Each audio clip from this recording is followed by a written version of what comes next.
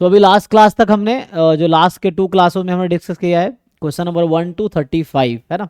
तो आगे 36 से डिस्कस करते हैं। सो इसमें जो है, एक मिनट देखिए क्या कह रहा है कि ए कोई 3x3 sorry n×n real matrix है। Consider the following statement.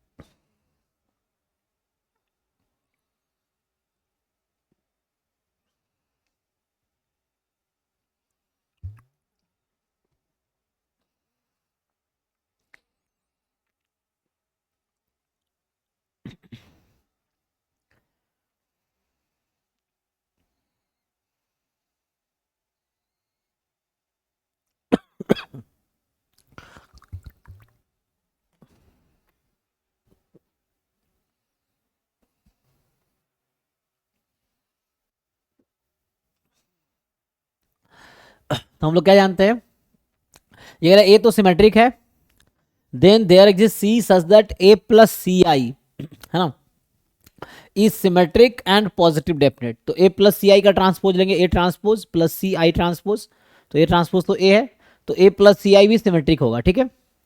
और पॉजिटिव डेफिनेट होने के लिए क्या चाहिए, कोई मैट्रिक्स पॉजिटिव डेफिनेट कब होगी, सिमेट्रिक है and all eigen values are positive. तो इफ एंड ओनली, हाँ, तो मतलब symmetric matrix with all positive eigen value is, मतलब क्या positive definite and if and only, ठीक है।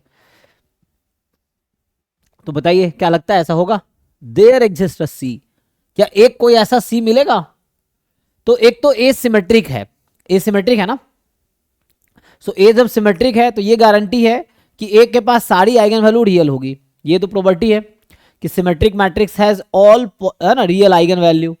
तो सारी आइगन वैल्यू रियल होगी, पहली बात। दूसरी बात कि अब कह रहा है देयर एग्जिस्ट, फॉर ऑल नहीं कह रहा, देयर एग्जिस्ट, क्या एक ऐसा सी आप ढूंढ पाओगे। तो मान लो अभी के लिए ए मैट्रिक्स के पास एन आइगन वैल्यूज हैं, lambda 1, lambda 2, lambda 3, lambda lambda n, ठीक, जो कि रियल नंबर्स होंगे, लैम्डा 1 से लैम्डा एन। तो ए प्लस सी आई की जो आइगन वैल्यू होगी, lambda 1 plus C, lambda 2 plus C, lambda 3 plus C and so on lambda N plus सी।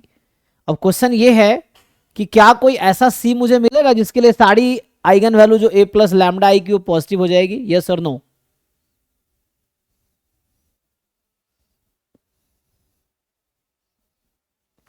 समझ आ रहा है।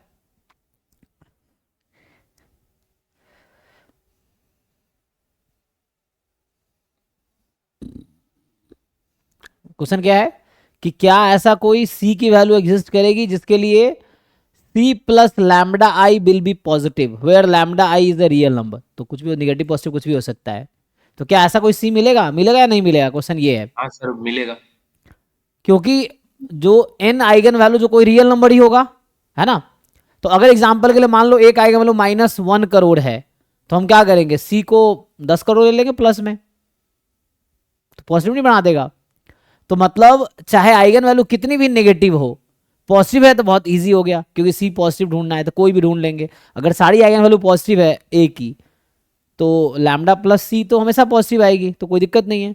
लेकिन अगर जीरो है, चलो जीरो हो गया, तो भी जीरो प्लस सी, C1 ले लेंगे तभी पॉजिटिव हो जाएगी। अगर नेगेटिव है कुछ आइगन वैल्यू, तो जो आइगन वैल्यू नेगेटिव है, तो जो सबसे नेगेटिव होगा तो उसके अगेंस्ट पॉजिटिव करके एक लार्जर नंबर ले लो। तो ऑलवेज हम एक ऐसा सी तो जरूर ढूंढ लेंगे जो लैम्डा प्लस सी को पॉजिटिव बना देगा, चाहे कोई भी लैम्डा रियल नंबर हो, है ना।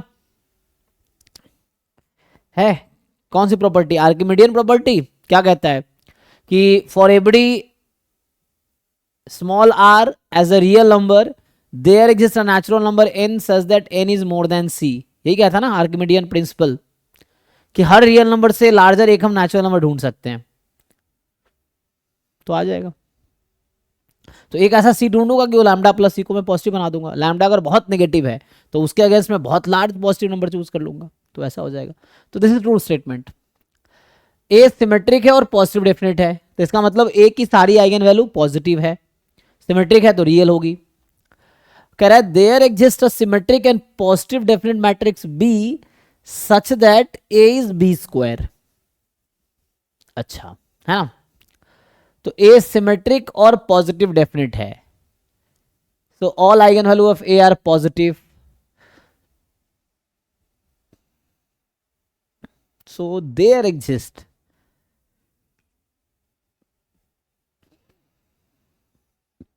a symmetric and positive definite matrix.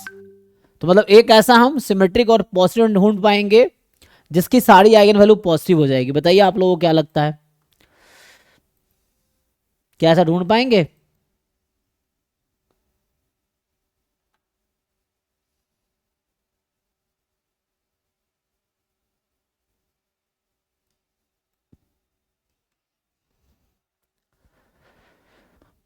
Sir, if B equals to identity matrix, then we can say. नहीं, ए तो कुछ भी हो सकता है ना. ए कहा है कि सिमेट्रिक और पॉजिटिव डेफिनेट है, कुछ भी हो सकता है. So A is symmetric and positive definite any matrix है.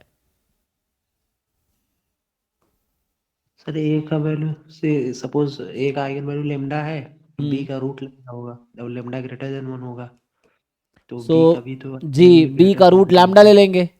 और ये तो हमें पहले से पता है कि लैम्डा पॉजिटिव होगा, ये खुद ही बता रखा है. और लैम्डा रियल होगा, वो इसने बता रखा है. सिमेट्रिक है तो रियल है, पॉजिटिव डेफिनेट है तो पॉजिटिव है. तो लैम्डा पॉजिटिव होगा. इसको बोलते हैं, इसको आप ऐसा लिख सकते हैं, एक डेफिनेशन है square root of a matrix. तो यहां पता है हम ऐसा लिखते हैं, आप देखेंगे word. So B is called square root of A. B is called square root of A. तो उसका ये डेफिनेशन है कि we say B is the square root of A if and only B square is A. Matrix के sense में कि एक matrix के स्क्वायर रूट का क्या डेफिनेशन है, तो ये मैट्रिक्स के स्क्वायर रूट का डेफिनेशन है कि B is the square root of A, क्योंकि बी स्क्वायर ए है. तो ऑब्वियसली वही बात है कि अगर हम, है ना, क्योंकि ए की सारी आइगन वैल्यू पॉजिटिव है. वैसे मैट्रिक्स के डायरेक्ट स्क्वायर रूट का कोई कॉन्सेप्ट नहीं, ये नहीं कि B is equal to root A लिखेंगे. तो हालांकि सेंस यही है, लेकिन जो डेफिनेशन होता है, इस तरह का टर्म्स आप मैथ्स के बुक में देख सकते हैं जो हायर लेवल पे है, तो वहाँ डिफाइन रहता है ये टर्म कि ये ना लिख के हम लोग नोटेशन यही लिखते हैं डेफिनेशन, लेकिन बोलते हैं स्क्वायर रूट ऑफ ए, है ना, ये डेफिनेशन है बुक में. तो एनीवे सिंपल है कि ए की आइगन वैल्यू लैम्डा है तो बी की आइगन वैल्यू हम लोग पॉजिटिव स्क्वायर रूट ले लेंगे तो मिल तो जाएगा. देयर एग्जिस्ट बोला, नॉट फॉर ऑल ना, देयर एग्जिस्ट. तो ए तो हम पॉजिटिव स्क्वायर रूट लेंगे, तो इसका मतलब है कि बी की जो आइगन वैल्यू होगी वो रूट लैम्डा होगी. और लैम्डा पॉजिटिव है इसलिए रूट लैम्डा भी पॉजिटिव होगा, है ना. So lambda is positive, lambda eigen value A की है तो स्क्वायर रूट ऑफ लैम्डा भी पॉजिटिव ही होगी. जीरो तो हो नहीं सकती, नेगेटिव हो नहीं सकती. तो और स्क्वायर रूट हमेशा पॉजिटिव आंसर देता है, स्क्वायर रूट नेगेटिव आंसर नहीं. Root 4 is 2 not -2. ठीक है. So this is fine, yes we can get. So A के पास eigen value lambda 1 lambda n होगी, तो बी की root lambda 1 root lambda 2 root lambda n positive square root ले लेंगे, तो yes we can get for any A we must get B, है ना, बिकॉज उसी का स्क्वायर रूट पॉजिटिव है, रियल है. तो कॉम्प्लेक्स का कॉन्सेप्ट नहीं है, क्योंकि पॉजिटिव है तो नेगेटिव होता था स्क्वायर रूट कॉम्प्लेक्स आ सकता था. तो दिस इज ऑल्सो ट्रू. तो दोनों ट्रू स्टेटमेंट है. ठीक है जी, देख लीजिए. सर यहाँ फॉर ऑल होता तब भी सही हो जाता है ना. फॉर ऑल में दिक्कत ये हो सकता है कि मुझे एक ऐसा बी मिल जाएगा जिसकी आइगन वैल्यू नेगेटिव स्क्वायर, मैं अगर कहना चाह रहा हूं कि जैसे मान लीजिए लैम्डा 1 है, तो उस केस में मतलब ए की आइगन वैल्यू 1 है, सो बी की आइगन वैल्यू हो सकती है आप -1 ले लो. तो हमने सिर्फ पॉजिटिव स्क्वायर रूट यहां कंसीडर किया है. You may consider negative square root. जैसे वैसे समझिए आप, अगर बी की आइगन वैल्यू म्यू है तो ए की आइगन वैल्यू क्या होगी यहां से. अगर बी की आइगन वैल्यू म्यू है, रूट म्यू. नहीं समझे नहीं आप. बी की आइगन वैल्यू म्यू है तो ए की आइगन वैल्यू क्या होगी, A is B square mu square, है ना. अब क्वेश्चन ये है, अगर ऐसा हो जाए ये -1 और ये 1, तभी ओके हो सकता है. लेकिन हम क्या रेस्ट्रिक्ट कर रहे हैं यहां पे, देयर एग्जिस्ट बोला है, इसलिए हम एक ऐसा मैट्रिक्स ढूंढेंगे जिसमें इस 1 का पॉजिटिव स्क्वायर रूट ही आइगन वैल्यू हम कंसीडर करेंगे, नेगेटिव वाला कंसीडर ही नहीं करेंगे, क्योंकि देयर एग्जिस्ट है इसीलिए. फॉर ऑल में दिक्कत हो सकता है. फॉर ऑल में एक मैट्रिक्स मुझे ऐसा मिल जाएगा जिसकी नेगेटिव आइगन वैल्यू होगी, लेकिन स्क्वायर करेंगे तो वो ए के इक्वल आ जाएगा. ओके. एग्जाम्पल के लिए 1 0 1 -1 एग्जाम्पल के लिए देखिए, इसका जरा स्क्वायर कीजिए क्या आता है, लेकिन ये पॉजिटिव डेफिनेट होने चाहिए ना, ये इसकी जरूरत नहीं ना, बी मैं बी बना रहा हूं. सो बी स्क्वायर क्या आएगा,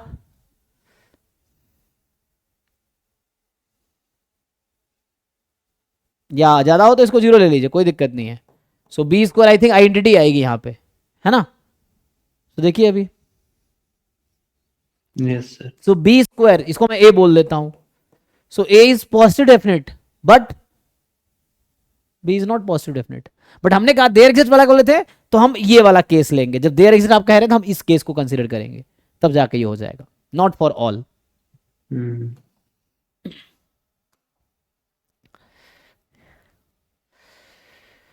चलिए जी, तो ये कह रहा है, ये भी सिंपल क्वेश्चन है कि x with random variable with PDF, आपको ये पीडीएफ दे रखा है 1/x², 1x is more than equal to 1, 0 otherwise, y है log x, तो यहां से x निकालोगे सो e की पावर y ये है, ठीक। सो x क्या है, e की पावर y। तो यहां से जब आप सिंप्लीफाई करोगे तो हमें क्या चाहिए, हमें तो एक मिनट, हाँ x e की पावर y है, तो हमें क्यों इसको कन्वर्ट करना है, इसकी ज़रूरत नहीं है, ठीक है ना, हमें ज़रूरत नहीं है, क्योंकि हमें तो पीडीएफ x का पता है ना, तो x का पीडीएफ यूज़ करना है, तो y को x में लिखना है, x को y में क्यों लिखे हम। तो यहाँ से ऐसा आ जाएगा log x, ये ना y log x less than 1 given log x less than 2, ऐसा आ जाएगा। तो log x less than 1 given log x less than 2। So probability यहाँ से आ गया x लेस देन e की power 1 given x less than e की power 2, ये आ जाएगा। अब सॉल्व कर पाएंगे, अब तो इजी है, तो आप लोग इजीली कर लेंगे। x less than e intersection x less than e square upon probability x less than e। सो x less than e, x less than e square, तो मिनिमम लेस देन में मिनिमम होता है, तो e और e square का minimum क्या है, तो e। सो ये आ गया probability x less than e, और यहाँ आ गया, एक मिनट कुछ तो गड़बड़ है, ये स्क्वायर था ना, ये कंडीशनल में ये था ना, तो अपॉन में तो ई स्क्वायर आएगा ना, probability x less than E square. अब आप कर लेंगे सॉल्व, यहाँ पे 1 से लेस देन ई है ना, तो 1 से ई में इसको इंटीग्रेट कर लीजिए, डिनोमिनेटर 1 से ई स्क्वायर में, तो इजीली आ जाएगा। तो पीडीएफ को बस इंटीग्रेट करना और सिंप्लीफाई करना है, ठीक है, तो इसको सिंप्लीफाई कर लीजिए। यहाँ पे जो है, यहाँ थ्योरम्स है फिर से, है ना, ये सिंपल थ्योरम्स हैं। तो पूछ रहा है एंटी भी जब पॉइजन प्रोसेस विथ रेट 1, है ना, तो एंटी पॉइजन प्रोसेस है जिसका रेट 1 है, कंसीडर द फॉलोइंग स्टेटमेंट। तो आई थिंक ये थ्योरम था, अगर आप लोगों को याद हो, NT2 है ना, NT2 given NT1 is equal to n। तो इसका डिस्ट्रीब्यूशन हमने क्लास में थ्योरम लिखाया होगा, क्या था, बाइनोमियल n कॉमा, यहाँ देखो स्मॉलर कौन सा है, तो यहाँ पे जो है तो T1 डिनोमिनेटर में आएगा, T2 बाई T1, है ना, क्योंकि प्रोबेबिलिटी लेस देन 1 होगी, तो ठीक है। तो ये फॉर्मूला है, मतलब ये थ्योरम था actually, this was a theorem in Poisson process, ठीक है। तो इस थ्योरम के हेल्प से आप कर सकते हैं इजीली, तो ये सॉल्व करेंगे तो आपको इजीली मिल जाएगा। तो मान लो ना, जैसे मान लीजिए इसका नाम अभी W है, लेट से, तो W रख दिया, तो है ना, ये थ्योरम तब है जब यहाँ पे T1 मोर देन T2 है, तो उसके लिए आप सॉल्व करेंगे तो इजीली आंसर आ जाएगा। ये आई थिंक ट्रू आएगा, देख लीजिए, क्योंकि यहाँ पे ऐसा है, ये है प्रोबेबिलिटी इक्वल टू 3 दे रखा है ना, तो मतलब W इज इक्वल टू 3, जहाँ W का डिस्ट्रीब्यूशन है बाइनोमियल 5,3/5, ठीक है। तो ये निकाल लीजिए W बराबर 3 पे, तो 5 चूज 3, 3/5 की पावर 3, 2/5 की पावर 2, ये है, तो आ जाएगा यहाँ पे, ठीक है। तो ये ओके है। दूसरा कह रहा है S5 denote the time of occurrence of the 5th event for the above Poisson process, then expected time, S5 क्या है ना, तो S5 जो है time of occurrence of 5th event, 5th event का अकरेंस टाइम, मतलब x1 plus x2 plus x3, x1 है interval time of first customer, x2 है फर्स्ट एंड सेकेंड कस्टमर के बीच का interval time, and so on. तो यहाँ x1 से x5 तक है ना, गिवन n5 इज 3, तो समझिए n5 इज 3 का क्या मतलब है, तो ये भी थ्योरम ही है, ऐसे जिन लोगों ने थ्योरम की तरफ देखा है तो एज अ थ्योरम ही है, नहीं तो वैसे देख सकते हैं कि n5 3 है, मतलब ये है कि 0 से 5 सेकेंड में 3 कस्टमर आ चुका है, ये गिवन है मुझे कि NT का मतलब क्या होता है, 0 से T में कितने कस्टमर आए, है ना, number of arrivals in time 0 to T, तो यहाँ बता रखा है कि पहले 5 जो भी यूनिट है टाइम का, पहले 5 मिनट मान लो, है ना, रेट जो भी है, सो पहले 5 मिनट में 3 कस्टमर आ गए। सो what is the expected time of 5 customers?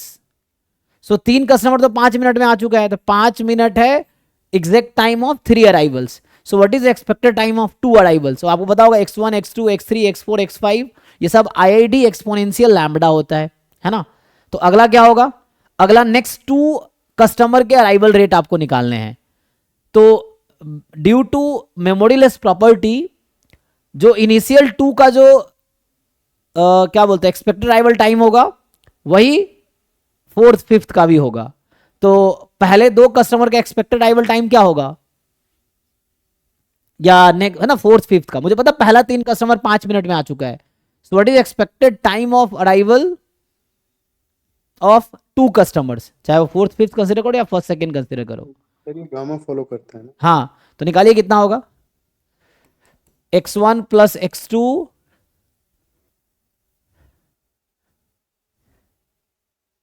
बताइए जी क्या आएगा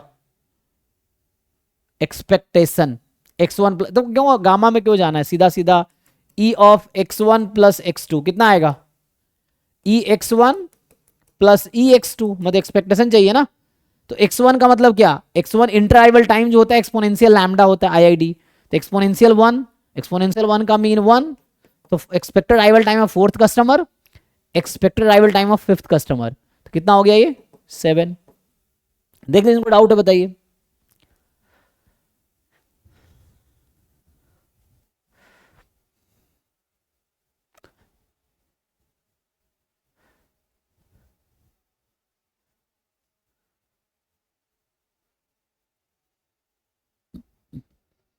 ठीक है, 3 कस्टमर 4th 5th, तो ये आंसर, ये दोनों स्टेटमेंट ट्रू हो गया।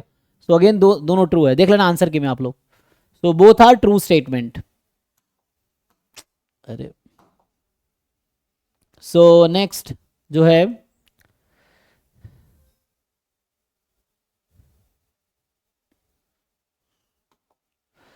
ये कह रहा है x1 x2 xn be random sample of size n from probability, है ना, फ्रॉम हैविंग PDF दिस। तो ये आपको PDF दे रखा है और x more than equal to mu, mu real number है। तो m cap be the maximum likelihood estimator of median of x1। तो पहले x1 का मीडियन निकाल लीजिए, क्या आएगा मीडियन x1 का, मतलब इसका मीडियन निकालना पड़ेगा। तो CDF को हाफ के इक्वल रखो पहले, है ना, इसका आप CDF निकालो और जो CDF आएगा उसको हाफ के इक्वल रखो। जैसे मैं बोल रहा हूं कि fx फाइंड कीजिए और fx क्या आएगा यहां से, अगर आप सिंप्लीफाई करेंगे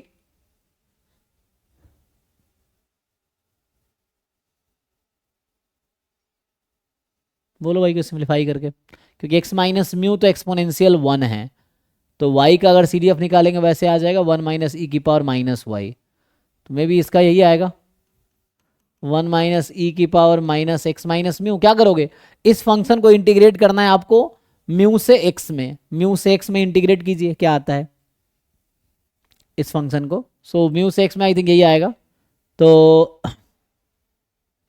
दिस। अब इसको इक्वल रख दो आप हाफ के, तो half is equal to 1 minus E की power minus X minus mu, तो यहां से क्या आ जाएगा, सो ई की power minus of X minus mu is half, तो यहां से माइनस एक्स प्लस म्यू, ये माइनस ln हाफ ln 2 हो जाएगा, लॉग लगा दिया दोनों तरफ, तो सो यहां से आ जाएगा, ठीक है जी, म्यू की वैल्यू कितनी आ जाएगी, नहीं मुझे तो एक्स चाहिए, तो एक्स की वैल्यू कितनी आएगी, म्यू प्लस ln 2, यही ना।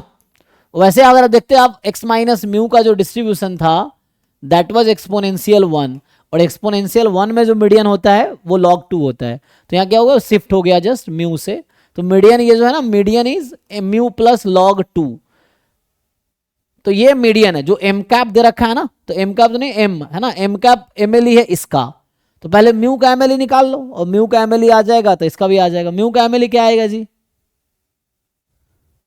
सो आपको चाहिए मीडियन निकाला मैंने, सो मीडियन ऑफ एक्स आया म्यू प्लस ln2। अब मुझे क्वेश्चन है what is the MLE of mu. x1 sir. हाँ, सो यहां पे क्या होगा, each X I more than mu, तो mu is less than each X I. हाँ, mu is less than each X I, तो mu is less than equal to minimum of all, तो first order statistic. And then यहां पे अगर आप likelihood function लिखेंगे तो ये बनेगा लाइक्लीहुड फंक्शन, ये होगा e की power minus summation x i और e की पावर प्लस एन म्यू। ये इंक्रीजिंग फंक्शन है, म्यू तो यहीं पे है ना, तो दिस इज इंक्रीजिंग फंक्शन। और x क्या है, mu less than equal to this, तो इंक्रीजिंग फंक्शन का अपर बाउंड कहाँ पे आएगा, राइट एंड पॉइंट पे। तो राइट एंड पॉइंट जो सपोर्ट है म्यू का, उसका है फर्स्ट ऑर्डर स्टैटिस्टिक्स। तो first order statistics is MLE of mu. तो क्वेश्चन है what is the MLE of median, जो पूछा था, मीडियन ऑफ एक्स या x1। सो ये बस आप लोग इनवेरियंस प्रॉपर्टी जानते हैं कि अगर t is the MLE of mu then gt is MLE of g mu for any mu, for any function g। तो यहां से आ जाएगा first order statistic plus ln2। तो ये आपको एम कैप मिल गया जो क्वेश्चन कहना चाह रहा था। So M cap is this one, ठीक, यहां बोला ना एम कैप या M hat is the MLE of the median of x1। So M hat यहां से आ गया first order statistic plus ln2, ठीक है। अब क्या करेंगे आप, then which one of the following statement is true, यही है। सो नाउ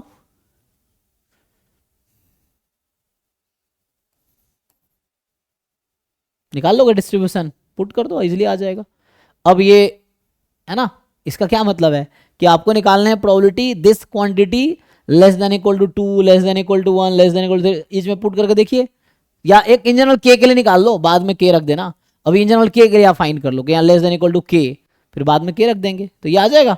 निकालो इसका CDF, है ना, तो जस्ट आपको लिखना है प्रोबेबिलिटी, इजीली आ जाएगा। हाँ सर x1 का डिस्ट्रीब्यूशन निकाल के उधर से ला सकते हैं? डिस्ट्रीब्यूशन उतना लंबा करने की जरूरत नहीं है, डिस्ट्रीब्यूशन आपको निकालने की जरूरत नहीं पड़ेगी, बिकॉज मतलब जब उधर चला जाएगा ना, मैं ये कह रहा हूँ, देखो यहाँ पे, तो जैसे आपको पूछ रहा है probability M cap less than equal to k, अभी कोई भी नंबर हम रख देंगे बाद में ऑप्शन के अकॉर्डिंग, अभी के करते हैं। तो इसका मतलब है x1 plus log 2 less than equal to k, and इसको मैं लिख सकता हूं first order statistics less than equal to k minus log 2, ये आ जाएगा। एंड यहां से क्या आएगा, तो ये CDF actually, CDF of first order statistics के माइनस लॉग 2, और ये हो जाएगा 1 माइनस CDF ऑफ पॉपुलेशन जो था वही होता है ना। सो जो भी CDF ऑफ पॉपुलेशन है उसकी पावर n, ये फॉर्मूला होता है। और यहाँ पे जो x है वो एक्चुअली यहाँ पे आपका पॉइंट है k माइनस लॉग 2, तो ये जो x है this is the k minus log 2। So आप ये समझो कि here CDF of x k minus log 2 पे, ये है इसकी पावर n। अब CDF क्या था पॉपुलेशन का, अभी हमने निकाला था 1 माइनस e की power minus x minus mu, तो इसमें x की जगह रखो k माइनस लॉग 2। तो CDF जो कह रहे थे ठीक है, फर्स्ट ऑर्डर स्टैटिस्टिक्स कहीं ना कहीं मैंने CDF का फॉर्मूला यूज किया है, तो बात वही है। तो यहाँ से आ गया 1 माइनस इसको रखिए, तो वहां से अगर निकालोगे 1 माइनस CDF, यहीं से ना 1 माइनस CDF, तो 1 इधर आ जाएगा, तो बस बचेगा, तो ये इनडायरेक्टली ये कट के आएगा e की पावर माइनस ऑफ x के प्लेस पे ये रखना है k minus log 2, k minus log 2 और माइनस म्यू, ठीक है। अच्छा, म्यू की जगह क्या रखना था, म्यू की जगह x1। 1 हाँ पैरामीटर क्या है यहाँ पे, एक मिनट, यहाँ पे जो हमारे पास आया है e of minus X minus जगह 1 रखना है सर। 1 रखना है। 1 रखना है ना, तो यहाँ पे 1 रख लो, तो अब आ जाएगा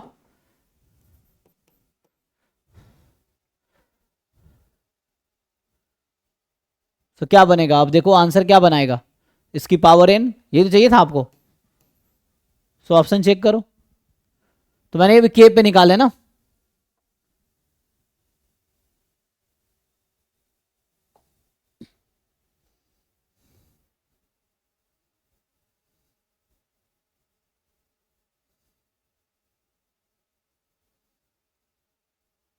ठीक है सर। ठीक है ना, देख लो एक बारी।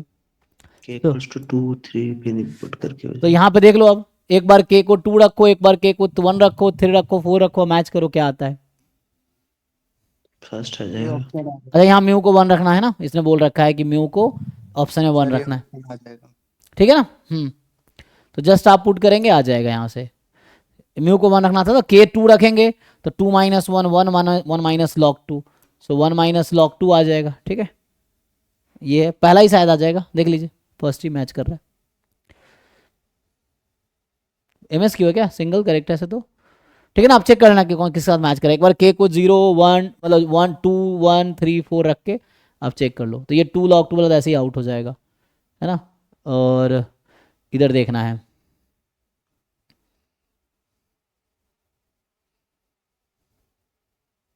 तो वहाँ प्लस log 2 शायद हो जाएगा ना, यहाँ प्लस log 2 इसलिए गलत है, पहला ही सही है। ठीक है, तो देख लीजिए। नेक्स्ट जो है 40 नंबर, ये कह रहा है कि x1 x2 x10 be a random sample of size 10 from population having normal 0 comma theta square. ये है, तो ये जो पॉपुलेशन है x1 से लेके x10 में नॉर्मल 0 थीटा स्क्वायर है, जहां थीटा अननोन पैरामीटर है। t 1/10 summation xi square. ठीक, सो t है 1/10 summation xi square i from 1 to 10। If the mean square error, पहले तो मीन स्क्वायर एरर निकाल लो ct का, है ना। Mean square error of ct in estimate as an estimator of theta square, तो यहाँ जो पैरामीटर है वो थीटा स्क्वायर है। तो आप लोग फॉर्मूला जानते ही हैं, एक्सपेक्टेशन या वेरिएंस से जाना चाहोगे वेरिएंस से भी जा सकते हो, है ना, वो है। नहीं तो वैसे फॉर्मूला लिखोगे तो ct माइनस थीटा स्क्वायर पूरे का होल स्क्वायर, जी यही होता है, t माइनस थीटा का होल स्क्वायर। इसी को आप जब फॉर्मूला से ओपन करते हो, सो वेरिएंस ऑफ ct प्लस बायस, तो बायस होता है expectation of ct minus theta square इस पूरे का होल स्क्वायर। तो ये कोई फंक्शन है g ऑफ c, तो पहले ये क्वांटिटी अलग से कैलकुलेट करो, c बाहर करो, c स्क्वायर बनेगा, वेरिएंस t निकालो वहां से, फिर इसको ओपन करो e of ct minus theta square, c बाहर करो e ऑफ t, तो ये g ऑफ c आया हुआ है, c square variance of t निकालो वहां से क्या आएगा, एंड प्लस यहाँ भी एक सिंप्लीफाई करोगे c बाहर आएगा, c स्क्वायर बाहर कर सकते हो चाहो तो, अभी रहने दो, चलो c यहाँ रखो, e ऑफ t निकाल लो एंड माइनस थीटा स्क्वायर, है ना, क्योंकि यहाँ डिवाइड करना पड़ता c निकालेंगे तो, अभी यहाँ पे है। अब क्या करना है ये, है ना, तो you just differentiate it, g dash c is equal to 0 कर दो, यहाँ से c की कुछ वैल्यू निकल के आएगी and that is the answer, and that is C nought, जो निकल के आएगा वही सी नॉट है, तो ये आपको निकालना है। और बाकी नंबर्स कहाँ से आ जाएंगे, यहाँ से मीन वेरिएंस निकालने के बाद, चेक कर लो। तो ये मैंने अप्रोच बता दी है, आपको इसको डिफरेंशिएट करना है सी के रेस्पेक्ट में, और सी को 0 पुट जी डैश सी 0 पुट करना है। एक ही क्रिटिकल पॉइंट आएगा, पॉइंट ऑफ मैक्सिमा पूछा है वही होगा, सॉरी मिनिमा पूछा ना, पॉइंट ऑफ मिनिमा पूछा है। अब फर्दर चेक भी कर सकते हो, डबल डेरिवेटिव निकालो, पॉजिटिव आ गई तो पॉइंट ऑफ मिनिमा है, डबल डेरिवेटिव नेगेटिव आ गई तो पॉइंट ऑफ मैक्सिमा है।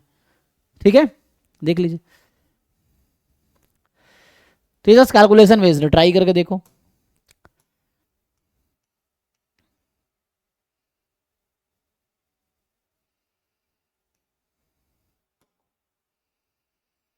x1 x2 x3 with independent identically distributed random vector, तो बाईवेरिएट नॉर्मल है ना, n2 है, मतलब 2 डायमेंशनल रैंडम वेक्टर्स है, so it is bivariate normal. तो ये बाईवेरिएट नॉर्मल है, और सिग्मा नॉन सिंगुलर अगर ऐसा हो रहा है u इज दिस, जहाँ x बार ये देन वैल्यू ऑफ, तो u की वैल्यू पुट कर दो, तो अगर आप सिंप्लीफाई करोगे, ये क्या लिख रखा है, लॉग ऑफ प्रोबेबिलिटी, तो अगर आप लिखोगे लॉग ऑफ प्रोबेबिलिटी, यही है, तो लॉग प्रोबेबिलिटी का है, एंड u अगर वापस रख दो, आप यहाँ पे सिंप्लीफाई करो, u रखो इसके जगह पे, और फिर अगर मैं रेसिप्रोकल करूंगा तो इनइक्वालिटी चेंज होगी, फिर 1 उधर जाएगी तो 2 माइनस 1, तो ये कहीं ना कहीं ऐसा आएगा। मैं कह रहा हूँ u के जगह इसको रखो, रेसिप्रोकल करो, फिर इस 1 को राइट में भेजो, तो ये बनेगा x bar minus mu transpose sigma inverse x bar minus mu, this is more than equal to 2 माइनस 1 1 आएगा, ये आएगा जी, देख लीजिए।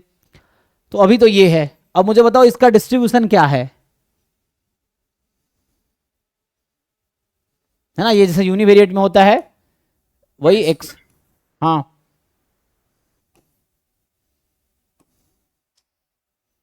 यही है स्क्वायर अपॉन सिग्मा, ऐसा कुछ देख लीजिए।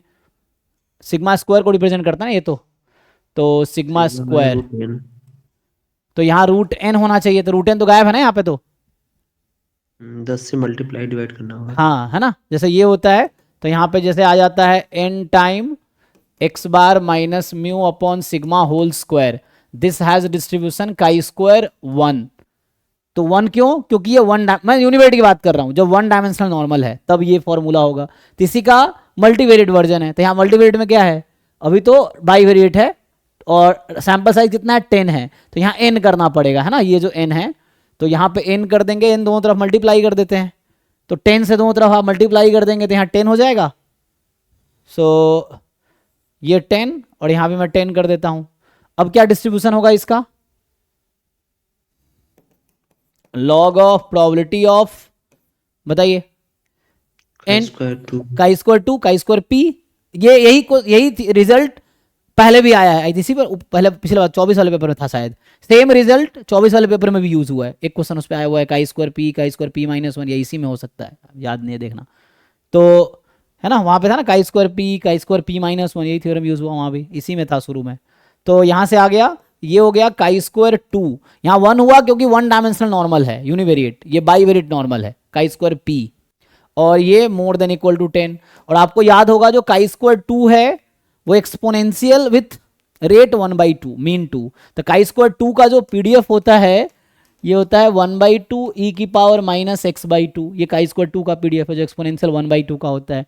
अब मोर देन 10 निकालना है, तो लॉग प्रोबेबिलिटी है, तो चलो इंटीग्रेट कर दो, ये t है मान लो रैंडम वेरिएबल, लेट से ये t है, तो t मोर देन 10, तो 10 टू इन्फिनिटी 1/2 e की पावर -t/2 dt, चलेगा जी, देख लीजिए। सो t मोर देन 10, 10 से इन्फिनिटी, इंटीग्रेशन कर लो, इंटीग्रेशन या सीडीएफ भी कर सकते थे 1 माइनस करके, है ना। इसमें क्या होता है, probability x more then t e की पावर -t/2 आ जाता, वही आएगा यहाँ भी, तो आ जाएगा लॉग ऑफ e की पावर -t/2, t कितना है 10, तो 10/2 -5 कितना आएगा जी -5, चेक कर लीजिए सब लोग, है ना। तो ये आ गया -5, इंटीग्रेट कीजिए वही आएगा।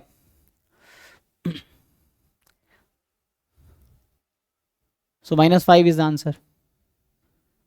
तो बस एक थ्योरम यूज हुआ, n time x bar minus mu, है ना, transpose sigma inverse x minus mu chi square p dimensional ना नॉर्मल है, मल्टीवेरिएट नॉर्मल। तो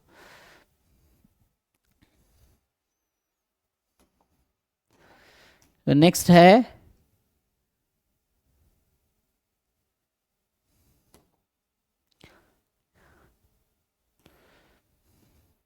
यहाँ कह रहे थे कि एक क्वेश्चन अब इस पर था ना कुछ वैसे ही कुछ है कि सपोज दैट एक्स वाई है ज्वाइंट पीएमएफ, तो आपको बता रखा है कि 0 पे और 1 पे थीटा है, 1 और 0 पे हाफ माइनस थीटा है, ठीक है ना। तो 4 मतलब पॉइंट है 1 1 0 0 1 0 0 1, ठीक है। तो 0 0 1 1 पे थीटा, टोटल हो गया 2 थीटा, और इधर हाफ इसको ऐड करेंगे तो 1 - 2 थीटा ऐड करेंगे तो 1 आएगा, ठीक है। तो ज्वाइंट पीएमएफ है 2 वेरिएबल का डिस्क्रीट में। अब कह रहा है कंसिडरिंग H0 में है थीटा बराबर 1/4, H1 में है थीटा बराबर 1/3, based on the random sample this from the above probability mass function.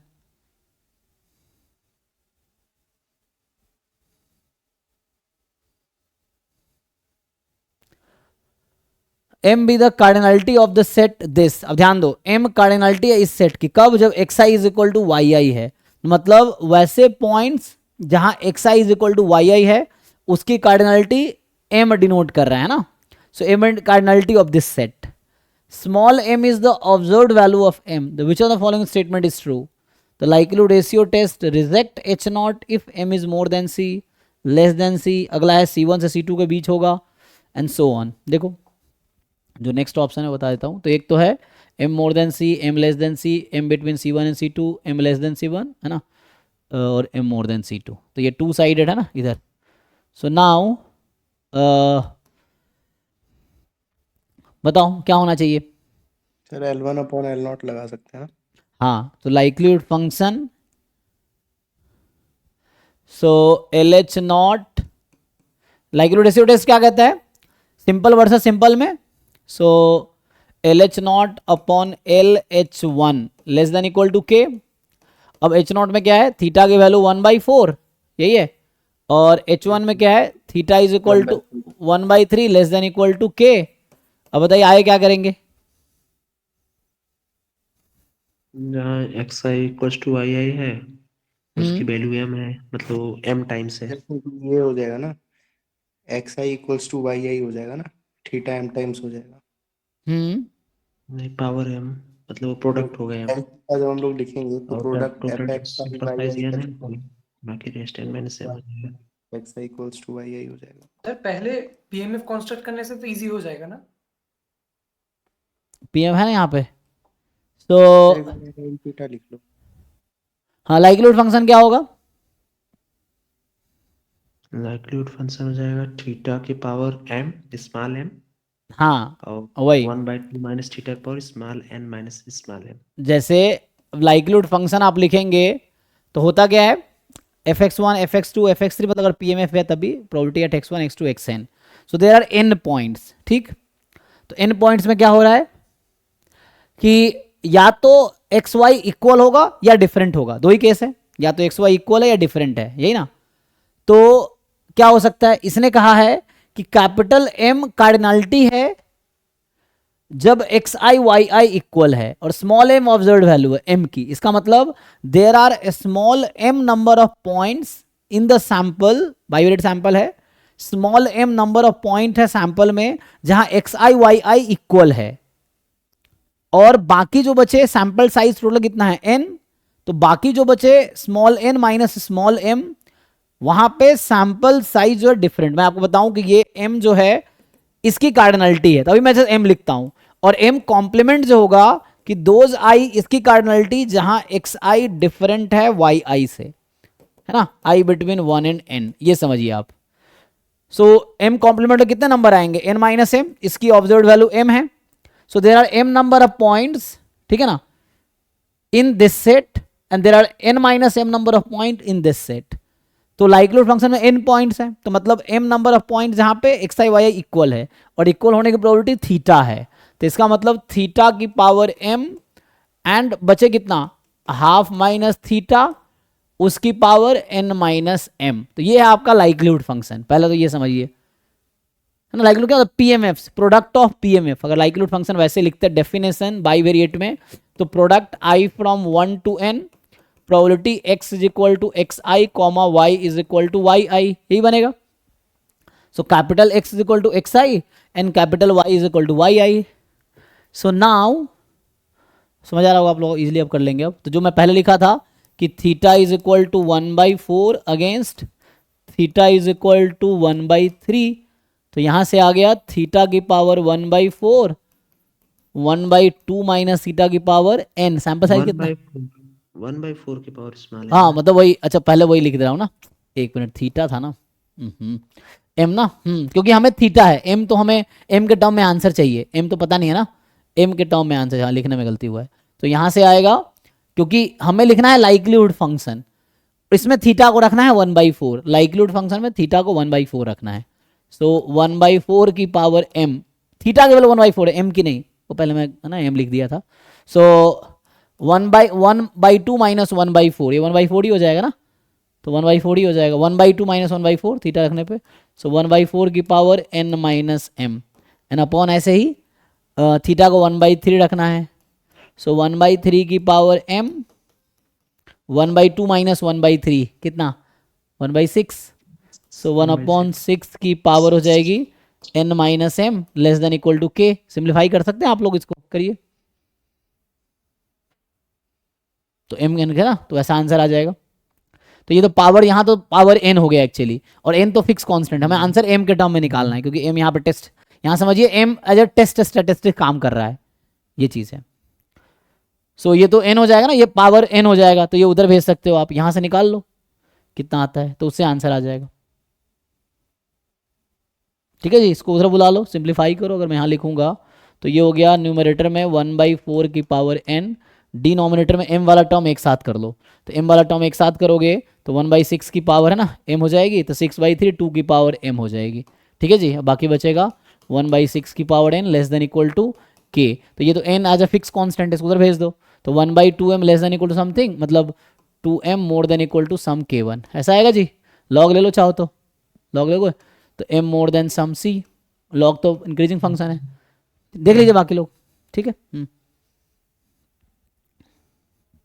तो ये रफली सॉल्व किया है, ये आपको खुद सॉल्व करना है, नहीं हो रहा है तो फिर आप पूछिए कहाँ दिक्कत है, ये आपको थोड़ा है ना राइटिंग में अच्छा नहीं लग रहा होगा। तो पहले लाइक्लीहुड फंक्शन लिखना है, फिर LH0 upon LH1 less than equal to k, एक बार थीटा की जगह 1/4 अपॉन थीटा की जगह 1/3, सिंप्लीफाई कीजिए तो आपको वैसा 2 की power m more than k1 दिखेगा, लॉग लगा देंगे तो m मोर देन, क्योंकि लॉग इंक्रीजिंग फंक्शन है, इक्वलिटी चेंज नहीं होगी, तो यहाँ से आ जाएगा log k1 इज c।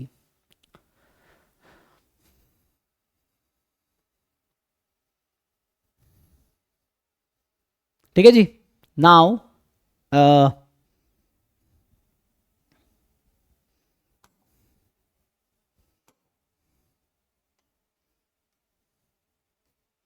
इसका आंसर क्या है, ए ही हो गया, ए हो गया ना मोर देन। क्वेश्चन नंबर 43, देखिए ध्यान से, डी ऑप्शन दिख रहा है आप लोगों को, सो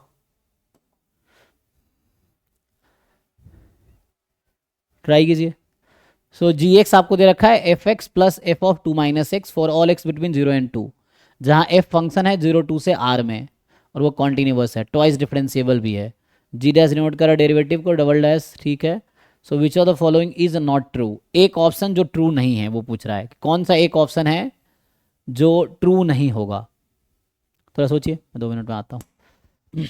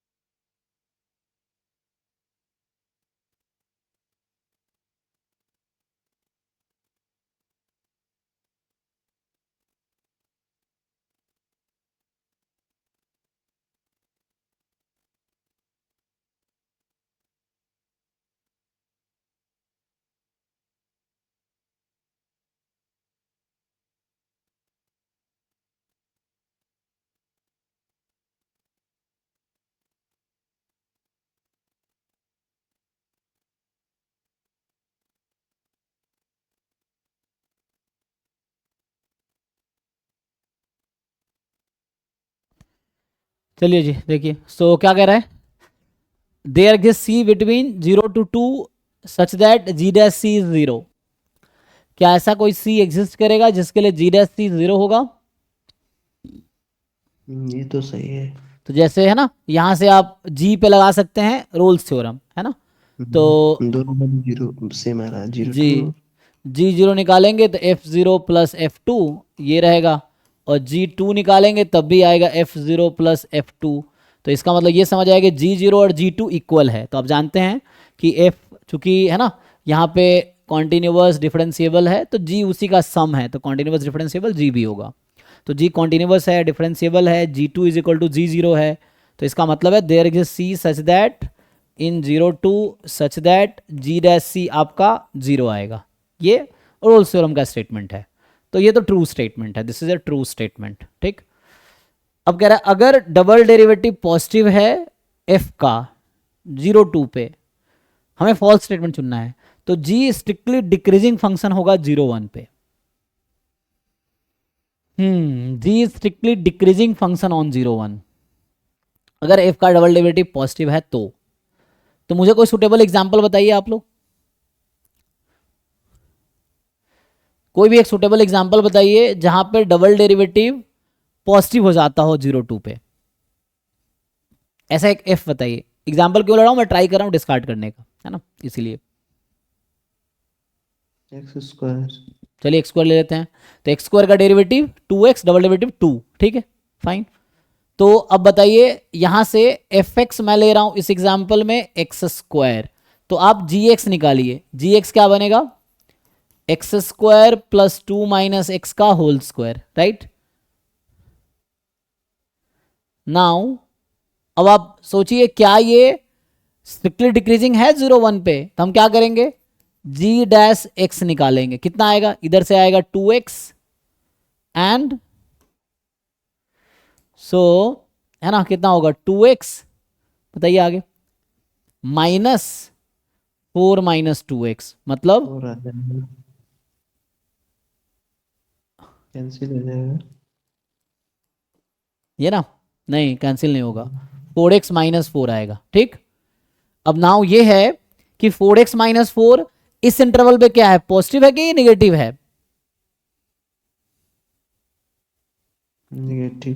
0 1, x 0 से 1 में तो नेगेटिव है, तो ये इसको सपोर्ट कर रहा है ना, जो एग्जाम्पल हमने लिया इसको सपोर्ट कर रहा है, मतलब ये ट्रू हो सकता है। ये नहीं बोले मैं ट्रू ही है, क्योंकि जो हमने एग्जाम्पल लिया उसको गलत नहीं कर पाया, तो गलत नहीं कर पाया डजेंट मीन कि ये करेक्ट हो गया, है ना। हो सकता है कोई दूसरा एग्जाम्पल जो गलत कर दे, तभी हम थोड़ा आगे देखते हैं एक दो, फिर इस पर सोचेंगे, है ना। हो सकता है ये ट्रू स्टेटमेंट ही हो, बट एक एग्जाम्पल के हिसाब से आप ये नहीं कह सकते ट्रू ही है, थोड़े और एनालाइज करना पड़ेगा। उस पर आते हैं, इस पर थोड़ा आते हैं कि एफ डबल डेरिवेटिव जो है नेगेटिव है, ठीक, 0 2 पे, तो ऐसा कोई एग्जाम्पल बताइए जहां एफ डबल डेरिवेटिव नेगेटिव हो जाए, माइनस एक्स स्क्वायर, ठीक है। तो एफ एक्स हम कंसिडर कर लेते हैं माइनस एक्स स्क्वायर, तो उस केस में जो हमारा जी एक्स बनेगा माइनस एक्स स्क्वायर माइनस में 2 माइनस एक्स होल स्क्वायर, यही बनना है G X, minus X square minus 2 minus X whole square. अब आप इसको डिफरेंशिएट कीजिए, तो इस वाले एग्जाम्पल में जी डैश एक्स जब आप निकालेंगे सो माइनस 2x और ये आ जाएगा प्लस 2 टाइम 2 माइनस एक्स, तो फाइनली कहने का मतलब आ जाएगा 4 minus 4x। Now you think on interval 1 2, 1 2 interval पे क्या होगा, ये पॉजिटिव होगा कि नेगेटिव होगा, पॉजिटिव हो जाएगा। नहीं नेगेटिव होगा। अरे सॉरी, हाँ 4 कॉमन लेंगे सो 1 माइनस एक्स है, और x 1 से 2 के बीच में है, तो x 1 से ज्यादा है, तो 1 माइनस एक्स नेगेटिव होगा, तो ये नेगेटिव हो गया। और ये क्या कह रहा है, इंक्रीजिंग है, तो मतलब ये फॉल्स है, तो यही वाला फॉल्स है। और चूंकि ये सिंगल करेक्ट क्वेश्चन है, इसमें एक ही ऑप्शन नॉट ट्रू होना है, तो दिस इज आर करेक्ट। तो एग्जाम में आपको बाकी क्वेश्चन पे टाइम स्पेंड करने की जरूरत नहीं है, सिर्फ सी ही फॉल्स स्टेटमेंट होगा, बाकी ट्रू स्टेटमेंट होगा, क्योंकि क्वेश्चन में इज नॉट ट्रू है, ये सिंगल करेक्ट क्वेश्चन है, एक ही करेक्ट ऑप्शन होगा इसमें, तो वो सी ऑप्शन करेक्ट है, क्योंकि सी फॉल्स स्टेटमेंट है, क्योंकि हमने काउंटर एग्जांपल ढूंढ लिया, तो बाकी ट्रू स्टेटमेंट होगा, आप चाहो तो प्रूफ कर सकते हो, ये चीज है। अब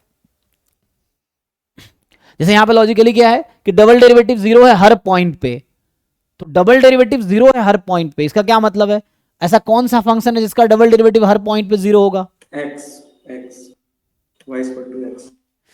y 0 टू x लेकिन f डबल डेरिवेटिव 0 है 0 से 2 में, तो x का डेरिवेटिव कितना होगा 1, डबल डेरिवेटिव 0, और कोई फंक्शन नहीं है, नॉट ट्रू, तो ये तो ट्रू जाएगा ना, कांस्टेंट फंक्शन। हाँ कांस्टेंट तो है, बट क्वेश्चन ये है कि f double dash is 0 on 0 2, then g is a constant function, g is a constant not f की बात नहीं कर रहा है ना, g की बात कर रहा है ये, तो डबल डेरिवेटिव f का 0 है और g की बात कर रहा है, तो g अगर आप देखेंगे जैसे आपने कहा x है, या कोई लीनियर फंक्शन होगा, है ना, kx टाइप का, kx भी हो जाएगा, तो जब वहां पुट करेंगे k into x, k into 2 minus, at the end वो कांस्टेंट फंक्शन में ही कन्वर्ट हो जाएगा, तो ये ट्रू स्टेटमेंट है। तो मतलब ये ट्रू स्टेटमेंट है, ट्रू स्टेटमेंट मतलब फॉल्स ऑप्शन, ठीक है। तो इस तरह से आप बाकी ऑप्शन देख सकते हैं। सर इसको प्रूव कैसे करेंगे, किसको, मतलब बी एंड डी को? हाँ सोचिए, प्रूव हो जाएगा। उसके लिए आपको थोड़ा मैथमेटिकली सोचना पड़ेगा कि स्ट्रिक्टली डिक्रीजिंग के लिए मुझे क्या दिखाना पड़ेगा, मुझे दिखाना पड़ेगा कि g डैश एक्स, तो मुझे दिखाना पड़ेगा g डैश एक्स जो है वो लेस देन 0 है for all x belongs to 0 1। अब g डैश x का डेफिनेशन लगाइए, तो इसका मतलब आपको ये दिखाना पड़ेगा, या तो ऐसा समझिए या कि x1 लेस देन x2 ले ले, तो हम ये प्रूव कर देंगे gx1 इज लेस देन, अच्छा स्ट्रिक्टली डिक्रीजिंग है ना, तो gx1 is more then gx2, ऐसा हो जाएगा। तो ये दिखाना पड़ेगा फॉर ऑल दिस। तो x1 अब वहां से सोचना पड़ेगा कि f का डबल डेरिवेटिव पॉजिटिव है, इसका क्या मतलब है कि ये कॉन्वेक्स फंक्शन है ना, f is a convex function, double derivative positive on 0 2। तो ये if and only if result होता है कि f डबल डिफरेंशिएबल है और डबल डेरिवेटिव पॉजिटिव है, so if and only if it is a convex function. अच्छा मतलब नॉन नेगेटिव भी चलेगा ना, मोर देन इक्वल टू 0 मतलब हो जाएगा, कॉन्स्टेंट फंक्शन भी कॉन्वेक्स में आता है ना, तो मतलब अगर मोर देन इक्वल टू 0 होता है तो जाके इफ एंड ओनली इफ होता है, लेकिन यहाँ पे तो एक ही है, तो मतलब स्ट्रिक्टली मोनोटोन है कांस्टेंट को हटा के या लीनियर फंक्शन को हटा के, कहना लीनियर फंक्शन को छोड़ देंगे तो स्ट्रिक्टली कॉन्वेक्स होगा। तो इस तरह से है। तब सोचिए जैसे ये जो फंक्शन जो भी होगा उसका शेप इस टाइप का ही होगा, ठीक है। जी डैश एक्स निकालेंगे और जी डैश एक्स के जगह एक बार 0 पुट करेंगे, एक बार 2 पुट करेंगे और उसके बाद वो प्रूफ हो जाएगा रोल्स के। कीजिए, तो हमें इक्वल टू 0 नहीं दिखाना, रोल्स से 0 हो जाएगा। मतलब यहाँ sir f double prime greater than 0, इसका मतलब कि f प्राइम जो है वो स्ट्रिक्टली इंक्रीजिंग फंक्शन है। G F prime strictly increasing function है, बिल्कुल।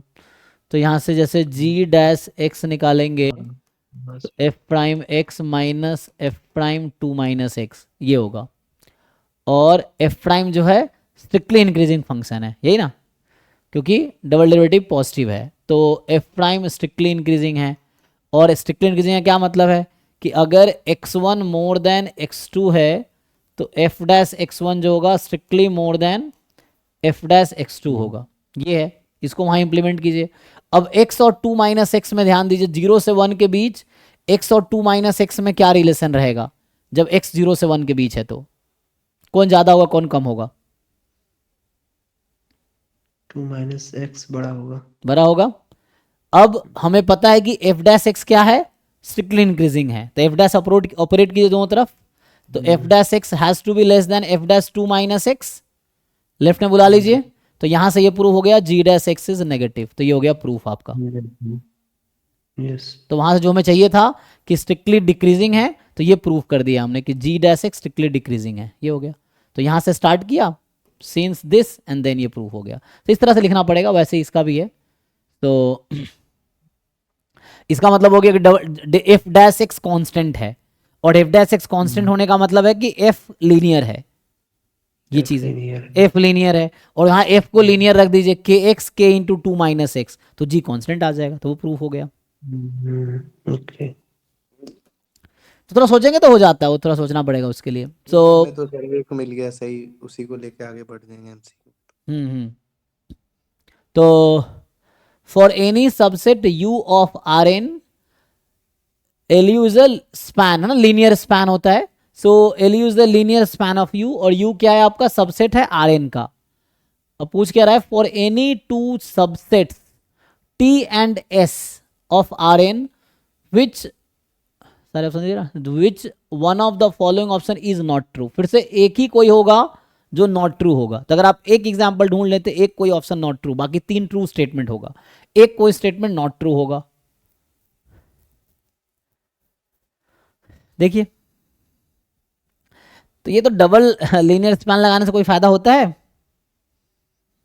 Linear span set of all linear combination, तो ये तो ऐसे ही ट्रू है, तो आई थिंक थ्योरम है।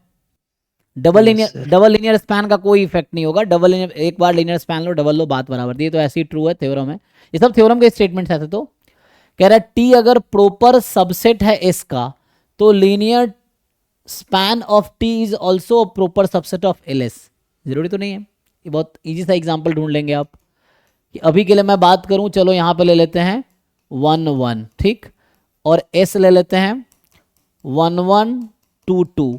बताइए दोनों का लीनियर स्पैन सेम होगा डिफरेंट होगा? सेम होगा। तो टी प्रॉपर सबसेट है एस का, राइट, जैसा इसने कहा था।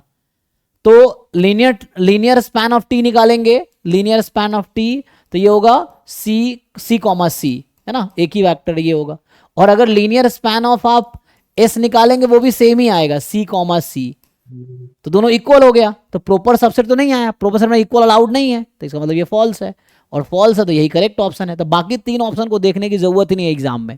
अगर आपने एक ऑप्शन को श्योरली फॉल्स दिखा दिया, मतलब एक काउंटर एग्जाम्पल लेना है फॉल्स कहने के लिए, तो मुझे पता चल गया पहला स्टेटमेंट ही फॉल्स है, तो बाकी मतलब एग्जाम में देखने का इतना टाइम अगर है तो करो, नहीं तो इसकी जरूरत नहीं है ना, क्योंकि हमें एक ही फॉल्स सुनना है, एक ही ऑप्शन कोई फॉल्स होगा, पहला ही फॉल्स निकला है इस एग्जाम्पल से, तो बाकी ऑप्शन ट्रू ही होगा, तो बाकी स्टेटमेंट ट्रू होगा। तो हमारा करेक्ट ऑप्शन ये है, फॉल्स स्टेटमेंट बोल रहा हूं, पहला स्टेटमेंट फॉल्स है, बाकी स्टेटमेंट ट्रू होगा। सो इसलिए ये ट्रू ऑप्शन नहीं है, क्योंकि मुझे नॉट ट्रू चुनना था। बाकी आप चेक कर लीजिए अपना, ये है, सी कैसे ट्रू है सर? देखिए क्या लिखा है, linear span of T union S is U plus V, जहां पे यू लीनियर स्पैन है टी में, वी लीनियर स्पैन है एस में। तो इसको प्रूफ लिखना पड़ेगा उसके लिए कि लीनियर स्पैन की क्या डेफिनेशन जानते हैं आप। Linear span of T union S क्या मतलब है, set of all linear combinations ना, टी यूनियन एस का। और ये कहीं ना कहीं मुझे ऐसा लग रहा है ये क्या लिखा हुआ है, L T plus L S,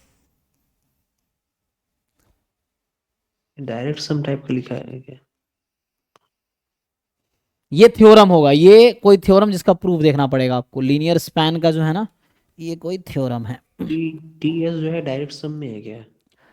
T क्योंकि इंटरसेक्शन यहाँ पे 0 है। कहाँ पे Plan 0 कर है? रहा क्योंकि अगर L T union S L T plus L S आ रहा है, इसका मतलब कि एल टी इंटरसेक्शन एस 0 है, मतलब एम्प्टी सेट है। एंड टी यूनियन एस जो है पूरे वेक्टर स्पेस को जनरेट कर रहा है। 0 स्पेस होगा, मतलब अगर होगा भी तो, क्योंकि वेक्टर स्पेस जो भी होते हैं, लीनियर स्पैन हमेशा एक वेक्टर स्पेस होता है ना, सब स्पेस। तो हाँ, तो जो भी होगा linear span of T intersection linear span of S, ये 0 स्पेस होगा। तो अगर ऐसा है तो ये डायरेक्ट सम हो जाएगा। हाँ, मतलब ये थ्योरम है, आप देखेंगे किसी बुक में थ्योरम मिल जाएगा, linear span of T union S is equal to linear span of T plus S, और वहां पे प्रूफ देखना पड़ेगा। ये है, तो सिंपल थ्योरम है ये, क्योंकि ये जो लिखा हुआ है यही चीज़ है कि सेट ऑफ यू भी जहाँ U L T L S में है, इसका मतलब है कि ये जो सेट है ये इसका रिप्रेजेंट कर रहा है। तो टी यूनियन एस का linear span is equal to L T plus L S, linear span of T plus S, इसका प्रूफ देखना पड़ेगा, अभी तो मुझे याद नहीं है, तो बुक में देख सकते हैं।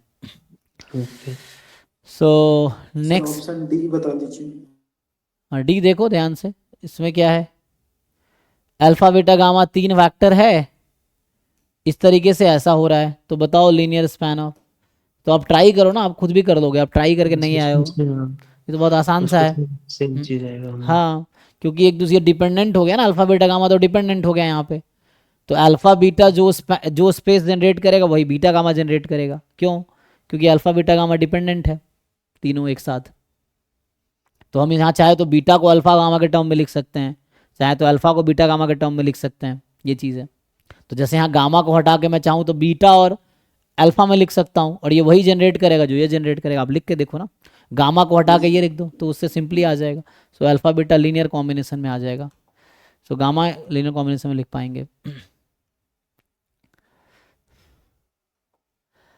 सो F be the continuous function from 0 1 to set of real number, है ना। सो डोमेन 0 1 है और जो कोडोमेन है वो सेट ऑफ रियल नंबर है।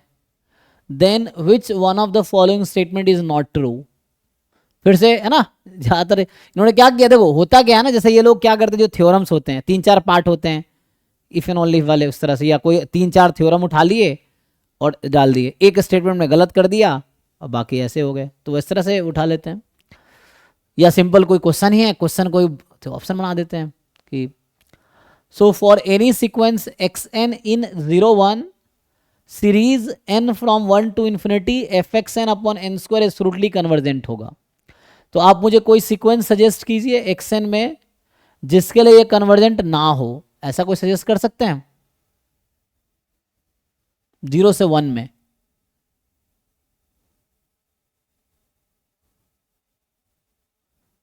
एफ एक्स एन, एफ क्या है, कॉन्टिन्यूअस फंक्शन है। अच्छा, तो एफ एक कॉन्टिन्यूअस फंक्शन है जो कि 0 1 डोमेन से आर स्क्वायर में डिफाइंड है, ठीक है। तो एक 0 1 में कोई सीक्वेंस ले लेते हैं, कौन सा सीक्वेंस लेंगे जो 0 1 में है, 1/n, एक ये है, अब बहुत सारे हो जाएंगे। तो और f जो है 0 1 से कॉन्टिन्यूअस भी होना चाहिए, f हमें ऐसा लेना पड़ेगा कि वो कॉन्टिन्यूअस भी हो, ठीक है। तो नाउ सो अगर मैं fx लेता हूँ e की पावर लेट से x, सही है ये, तो आर स्क्वायर नहीं आर ना, जाएगा ना सर? हाँ वही आर।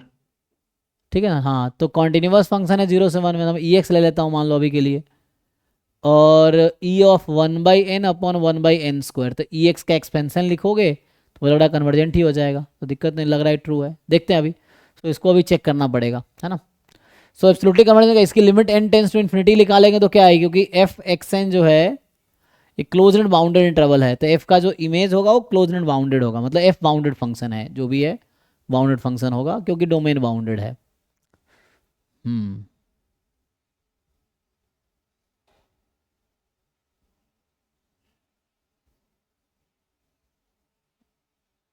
तो इस एग्जांपल से कन्वर्जेंट हो जाएगा। अगर -x ले लें तो अगर मैं -x ले लूँ तो यहाँ रहेगा e की पावर -1/n, तो यहाँ e की पावर 1/n, इसको खोलेंगे तो फिर से वही 1 + n + n स्क्वायर, तो n स्क्वायर रहेगा तो भी कन्वर्जेंट होगा। तो ये तो ट्रू लग रहा है, ऐसे देखते हैं, है ना, क्योंकि होगा क्या ना, जो f xn आपका 0 से 1 में है, सो f xn कोई ना कोई बाउंडेड होगा, f xn is a bounded sequence रहेगा, बाउंडेड सीक्वेंस है, सो एफ एक्सएन बाउंडेड सीक्वेंस है।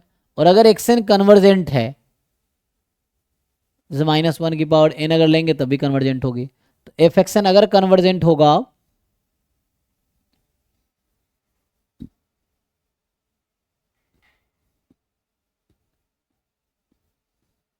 कोई कॉन्टिन्यूअस फंक्शन है ना,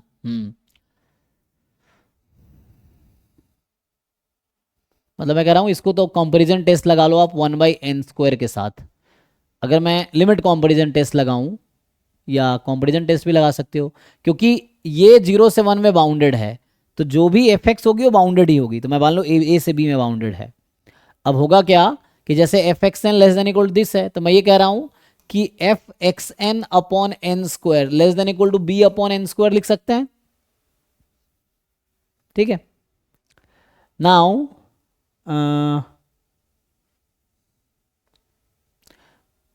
दोनों तरफ अगर हम सीरीज लगा दे, तो अगर हम दोनों तरफ सीरीज ऑपरेट कर दे तो क्या होगा, ये तो कन्वर्जेंट सीरीज आ जाएगी, तो लार्जर सीक्वेंस से करस्पॉन्डिंग सीरीज कन्वर्जेंट, तो ये कन्वर्जेंट, तो मुझे ऐसा ये ट्रू लग रहा है, ठीक है ना। So this statement is true.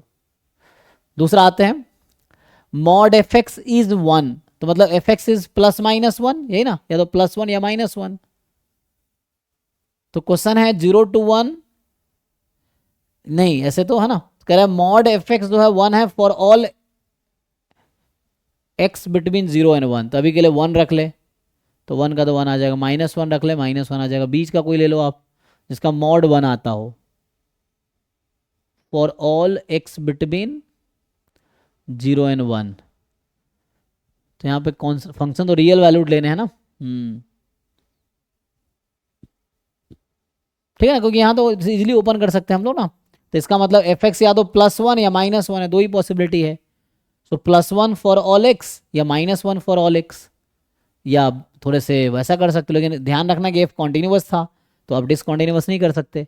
So F पूरा या तो 1 होगा इस इंटरवल पे या -1 होगा, तो 1 रखेंगे तो 1 का इंटू ये भी 1 आएगा, -1 रखेंगे तब भी 1 आएगा, तो ये भी ट्रू लग रहा है।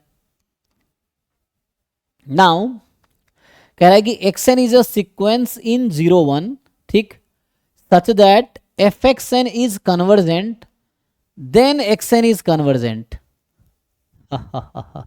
ओके, सोचिए, तो यहां पे कह रहा है कि जैसे कोई, अब इसके बाद फिर इस पे आते हैं, ये फॉल्स है, तो इस पे आते हैं, f is also monotonically increasing sequence, f increasing है, तो अभी आपको हमने बताया था कि f इंक्रीजिंग की क्या प्रॉपर्टी होती है कि x1 less than x2 implies fx1 is less then fx2, अगर इंक्रीजिंग जस्ट स्ट्रिक्टली नहीं लिख रहा है तो image of f is given by this, agree करते हैं कि नहीं? इंक्रीजिंग फंक्शन है यस तो इंक्रीजिंग है तो एफ का इमेज एफ जीरो, क्योंकि इंक्रीजिंग है तो कॉन्टिन्यूअस भी है, इंक्रीजिंग भी है, तो f x f zero f y close and one, तो ये ट्रू स्टेटमेंट है, तो यही फॉल्स है। अब मैं अब चाहता हूँ आप एक काउंटर एग्जाम्पल बनाऊं मुझे इसका फॉल्स, क्योंकि 3 ऑप्शन ट्रू मैंने दिखा दिया, तो सी वाला फॉल्स है। तो आप मुझे एक काउंटर एग्जाम्पल बताओ, एक्सएन 0 से 1 में हो, एफ एक्सएन कॉन्टिन्यूअस भी हो, लेकिन एक्सएन कन्वर्जेंट ना हो, ऐसा एग्जाम्पल बताइए।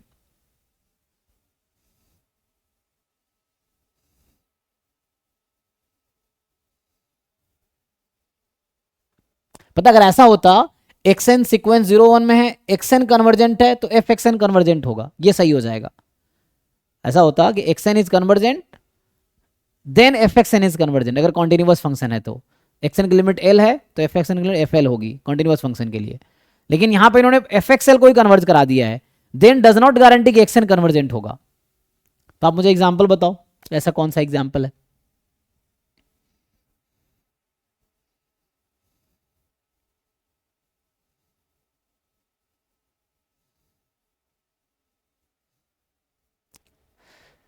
है ना, थ्योरम क्या है, मैं फिर से कह रहा हूँ, थ्योरम ये है कि सीक्वेंस 0 1 में है, कन्वर्जेंट है, then this will guarantee this, लेकिन वो देन वाले को इफ बना दिया, इफ वाले को देन बना दिया, वन वे थ्योरम है, इसलिए फॉल्स है। So question is what is the counter example to say false see statement? एक काउंटर एग्जांपल तो मिलेगा हमें जरूर। चलिए what about this, let's say 1/2 की पावर n, n इज मान लीजिए ऑड, ऐसा लोग अलग अलग पॉइंट पे कन्वर्ज करें लेकिन इमेज सेम हो जाए, ऐसा लेना पड़ेगा कि एक्सएन कन्वर्जेंट ना हो बट एफ एक्सएन कन्वर्जेंट हो जाए। एक ऐसा करो, 1 ले लो, अच्छा तो एक 1 लोगे तो क्या करना पड़ेगा बीच में, हमें तो ऐसा कंटिन्यूअस फंक्शन लेना पड़ेगा ना, x n is sequence in 0 1, f x n is convergent, then x n is convergent. So not convergent लेना है एक्सएन, जिसका एफ एक्सएन कन्वर्जेंट हो, एफ अपनी मर्जी से आप कोई भी कॉन्टिन्यूअस फंक्शन ले सकते हो, ठीक है,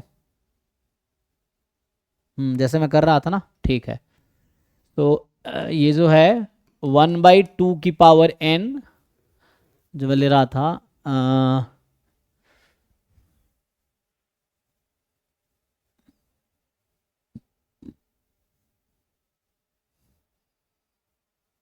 कॉन्टिन्यूअस फंक्शन है 0 1 पे, ठीक है ना, एफ एक्स, कुछ ऐसा बनाओ कि डाइवर्जेंट हो जाए। हाँ सर एक्सएन तो एक सीक्वेंस है 0,1 पे, तो हाँ ऐसे सीक्वेंस जनरेट कर सकते हैं हम लोग, एक्सएन इक्वल्स टू 0,1 0,1 0,1 ऐसा करके। नहीं नहीं, एक कोई पर्टिकुलर सीक्वेंस बताओ जिसका 2 3, वो तो सीक्वेंस है ना सर, हाँ 0,1 0,1, देन अच्छा 0 1 0 0 1, फिर एफ ऑफ एक्स ले लिया sine of pi x, f x ले लिया sine of pi x, sine of pi x, तो क्या होगा, सर 0 पे चला गया। 0 0 0 0 हो जाएगा। सारे और अजम्पशन एक्सएन तो सारे अजम्पशन सेटिस्फाई हो रहा है कि एक्सएन सीक्वेंस है 0 1 में वो है, और एफ कॉन्टिन्यूअस फंक्शन है, कॉन्टिन्यूअस भी है, एंड कॉन्टिन्यूअस है तो एफ एक्सएन कन्वर्जेंट है, एफ एक्सएन तो कन्वर्जेंट है, एक्सएन हाँ ठीक है, this is also one example. इस तरह से मतलब ऐसा होगा कि 2 सबसीक्वेंस बनाओ, दोनों सेम लिमिट पे जा रही हो फंक्शन लेने के बाद, और वैसे सेम ना हो, मतलब लिमिट सेम ना हो, जैसे इन्होंने बनाया ये भी सही है 0 1 0 1 ना, एक 0 एक 1, ऑड के लिए ये साइन ऐसे भी चलेगा। देख लो कहीं प्रॉब्लम लग रहा है किसी को? ठीक है, this is also one example, ऐसे बहुत सारे एग्जाम्पल बन सकते हैं।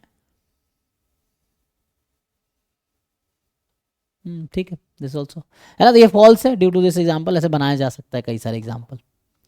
चलो अगले पे आते हैं। तो 46 जो है ये तो आसान क्वेश्चन है, वही वाला जो पहले था ना हमारे पास, ये CDF दे रखा है, तो CDF से प्रोबेबिलिटी कैसे निकालनी, तो you know how to find probability using CDF। तो ये जो n टेंस टू इन्फिनिटी लोगे, मैं फिर से यहाँ पे आपको बताऊंगा कि ये जो पॉइंट्स हमारे पास है ये है -1/2 + 1/n, तो मान लो ये -1/2 है, तो यहाँ आएगा -1/2 + 1/n राइट हैंड साइड में, ठीक है, और ये है -1/n, तो 0 यहाँ है तो ये है -1/n।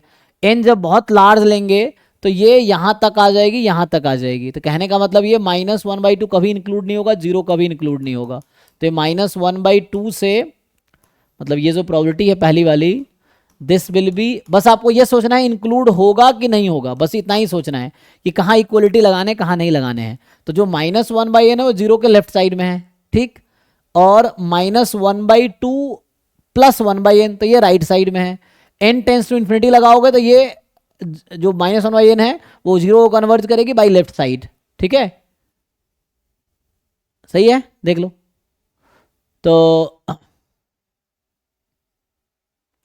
और ये जो है कन्वर्ज करेगी, सॉरी ये बाई राइट साइड ना, -1/n will converge to 0 by right side, -1/2 + 1/n will converge to -½ from left side. तो इसका मतलब इंक्लूड कभी नहीं करेंगे, तो ये तो निकाल ही सकते हैं आप, you know how to find this probability. तो इसका फॉर्मूला होता है CDF at 0 minus CDF at -1/2। ये जानते हो ना, बस आपको ये देखना है क्या है, ये क्या बनाएगा। अब इसको देखिए, तो यहाँ आपको देखना है कौन सा इंक्लूड होगा कौन सा इंक्लूड नहीं होगा, ये देखना है। तो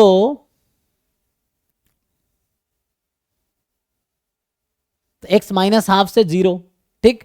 तो अब समझिए आप, ये जो नंबर है -½ -1/n वो इधर है, -½ -1/n, और जो नंबर 1/n है वो राइट में है। तो 1/n will converge to 0 by right side, -1/2 -1 will converge to -½ from left side. तो दोनों इंक्लूड हो गया उस इंटरवल में, तो इसका मतलब है यहाँ दोनों जगह इक्वलिटी लगेगी, ठीक है। तो इसका फॉर्मूला आएगा CDF at 0 minus CDF at -½ की लेफ्ट हैंड लिमिट, ठीक है जी, इस वाले पार्ट में। अब ये आप फाइंड कर सकते हो, CDF गिवन है यहाँ, तो ये नहीं लिमिट 0 पुट कर देना है। तो यहाँ आपको भी क्या सोचना है कि x 1/n को कन्वर्ज कर रही है ना, प्रोबेबिलिटी एट 1/n। तो इसका क्या मतलब है कि इंटरवल दिया नहीं, तो इसका मतलब है ये नहीं कि जो है ना, तो इसको मैं वैसे लिख देता हूँ। सो इसको आप सिंपली लिखना, लिमिट बाद में लगाना, पहले CDF यूज करना। सो CDF x greater than 0 type का है ना। हाँ ग्रेटर देन 0 टाइप का है, लेकिन कहाँ तक, 0 से कहाँ तक जाएगा, n लार्ज होगा तो, n जब बहुत लार्ज है तो 0 से इन्फिनिटी तो नहीं होगी, लेस देन नहीं है ना, दिक्कत ये इक्वल टू है।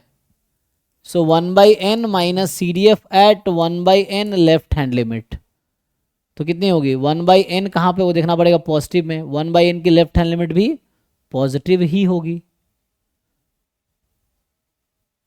ओके। तो क्या होगा इसका आंसर, चलो दो बार, ठीक है ना। देखो यहाँ से मैं पूछ रहा हूँ कि इसका C पार्ट का आंसर वो क्या लगता है क्या होगा। ये था, मैं इधर लिख देता हूँ, आप एक बार सोच के बताओ। The question is limit n tends to infinity probability x is equal to 1/n। So आपके अकॉर्डिंग क्या आंसर होने चाहिए, निकालो सब लोग अपना अपना आंसर बताओ।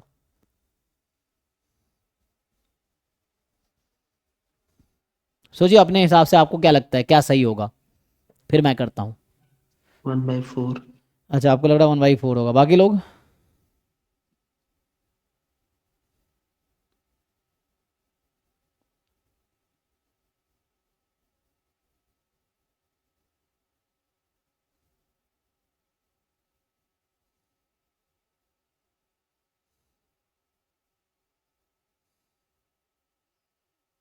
हाफ। हाफ, एक का 1/4 एक का हाफ।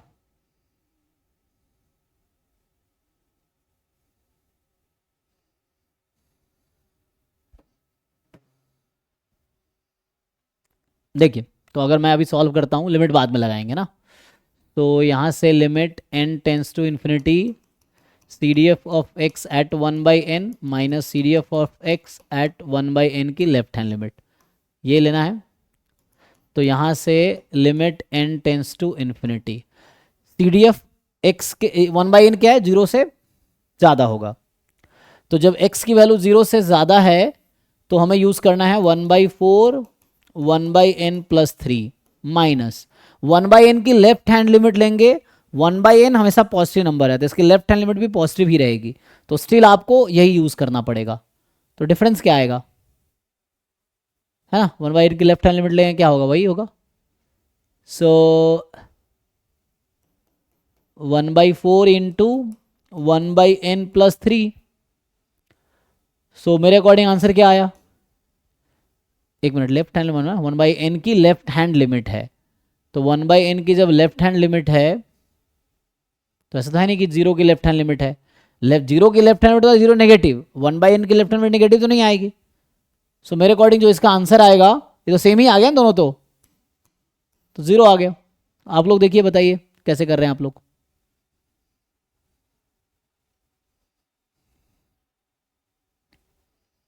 क्योंकि ये भी पॉजिटिव है, ये भी पॉजिटिव है।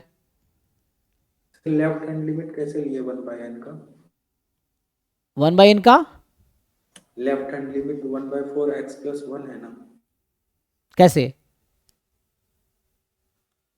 ये तो नेगेटिव x के लिए है ना, लेकिन आपको लगता है 1/n की लेफ्ट हैंड लिमिट नेगेटिव हो जाएगी? 1/n कभी नेगेटिव होगी? नहीं। तो उसकी लेफ्ट हैंड लिमिट कैसे नेगेटिव होगी? लेफ्ट हैंड लिमिट क्या होता है, एक नंबर जो बहुत क्लोज है फ्रॉम लेफ्ट साइड, तो बहुत क्लोज है फ्रॉम लेफ्ट साइड। सर जैसे 1/n टेंस टू 0 होगा तो लेफ्ट साइड से तो फिर निगेटिव ही नंबर रहेगा ना उधर से फिर। कैसे, जैसे हम मान लीजिए यहाँ से लेते हैं 1, फिर 1/2, जब n बहुत लार्ज होगा, जैसे 0 है तो 1/n यहाँ पे रहेगा। तो बताइए, n बहुत लार्ज है तो भी n 0 के राइट हैंड साइड में है, तो 0 का right hand limit, left hand limit कहाँ होगा 1/n की? इन्फिनिटी तो बाद में पुट करेंगे, पहले तो हमें ये डिसाइड करना n कोई फिक्स नंबर है, लार्ज नंबर है उसके लिए, तो ये तो इधर ही रहेगा ना, लेफ्ट हैंड लिमिट भी इधर ही रहेगा, लेकिन वो तो 0 के राइट में ही रहेगा ना, नेगेटिव तो नहीं हो जाएगा।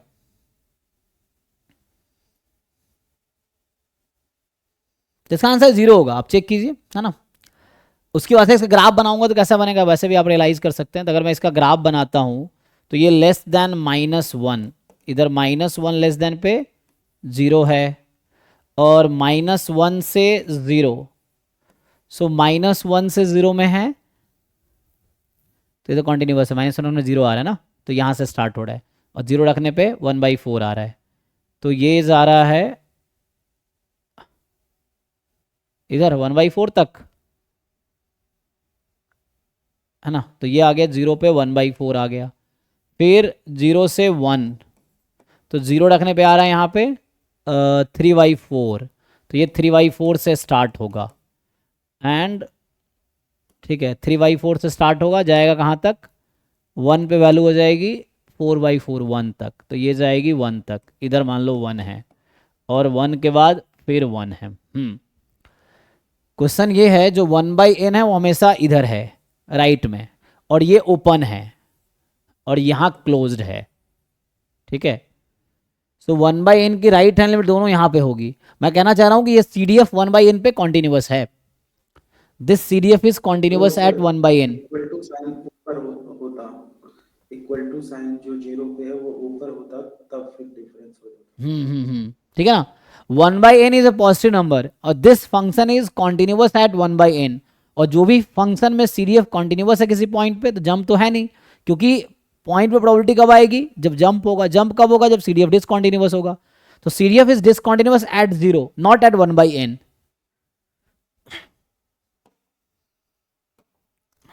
तो ये फॉल्स होगा। देखो आप पूछा क्या था इसमें, इज ट्रू, है ना, तो ट्रू आप देख लीजिए, ये तो फॉल्स ही होगा ना, ये फॉल्स होगा क्योंकि 0 आ रहा है। और 0 पे पूछेगा तो 0 पे आप निकाल सकते हैं कि 0 पे right hand limit minus left hand limit, है ना। सो हम जानते हैं कि 0 पे प्रोबेबिलिटी क्या है, जंप जंप जंप कितने का था, तो यहाँ 0 पे 1/4, यहाँ 3/4, तो डिफरेंस 2/4 1/2, तो ये है, तो ये भी गलत है, ये 1/2 होना चाहिए, चेक कर लीजिए, है ना। 1/4 से 3/4 का गैप 1/2 का है, तो ये भी गलत है। तो इनमें से कोई सही होगा, चेक कर लीजिए जो भी है, ठीक है, ए बी में से कोई सही होगा। अब ये सिंपल क्वेश्चन है बाईवेरिएट के डेफिनेशन पे, जो फोर्थ पार्ट है वो पूछ रहा है XY इंडिपेंडेंट है कि नहीं है, ठीक है। तो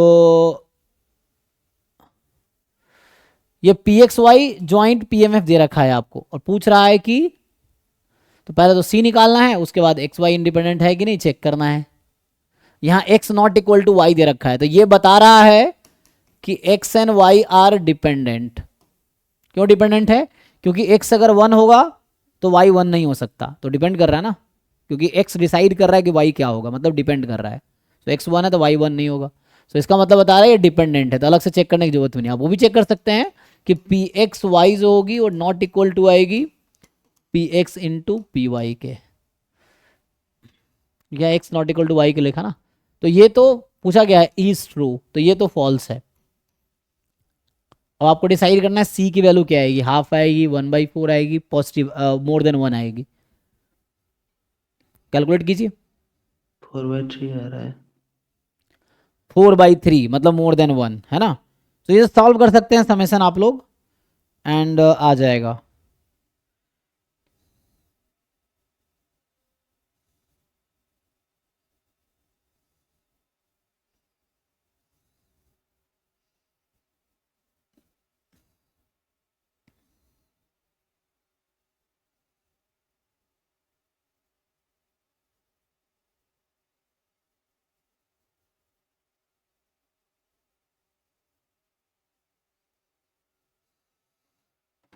ओके जी, तो 4/3 बता रहे हैं, तो आप सॉल्व कीजिए इसको।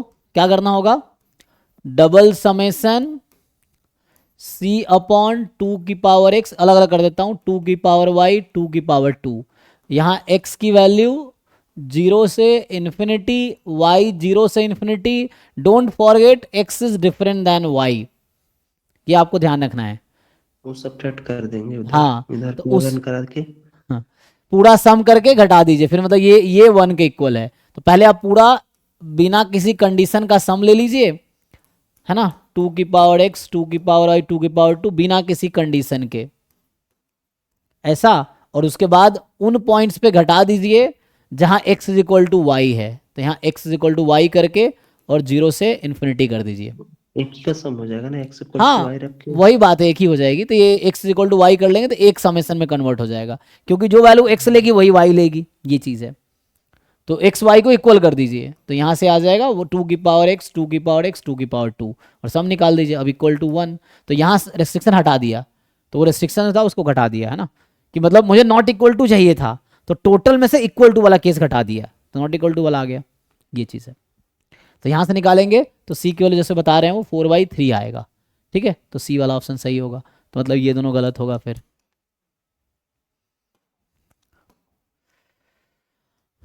चलिए, तो ये भी एक थ्योरम बेस्ड है, चेक कीजिए।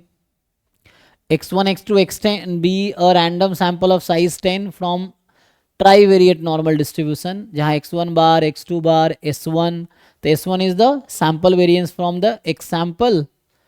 अच्छा, मतलब पहला 5 सैंपल, मतलब पहले 5 जो रैंडम वेक्टर है उसका सैंपल वेरिएंस s1 है, और s2 जो है सैंपल वेरिएंस है फ्रॉम द नेक्स्ट 5, 10 है ना, तो पहला 5 रैंडम वेरिएबल एक सैंपल है, अगला 5 दूसरा सैंपल लिया इन्होंने, तो पहले 5 का एवरेज s1 है, दूसरे 5 का एवरेज मतलब सैंपल वेरिएंस यहाँ x2 बार, हाँ यहाँ x1 भी जो है ना वो पहले 5 रैंडम वेरिएबल का, रैंडम वेक्टर का मीन है, sample mean next 5 random variables का, वेक्टर्स का, और ये sample variance for the first 5 and sample variance for the last 5, उस तरह से है। तो ये वैसे ही क्वेश्चन जैसे x1 x2 x5 होता, y1 y2 y5 होता, उस टाइप का ही है। तो अब पूछ क्या रहा है, अब देखिए थ्योरम का स्टेटमेंट है simple, so which of the following statement is not true. फिर वो सम नहीं आ रहा है, कौन सा? पिछला क्वेश्चन। क्लास में भी मैंने कराए हैं, लेकिन आप रिवाइज तो कभी करते नहीं है, क्वेश्चन क्लास में भी कराया गया, आप जाके देखिए बाइवेरिएट वाला टॉपिक। क्यों सम नहीं आ रहा आपका?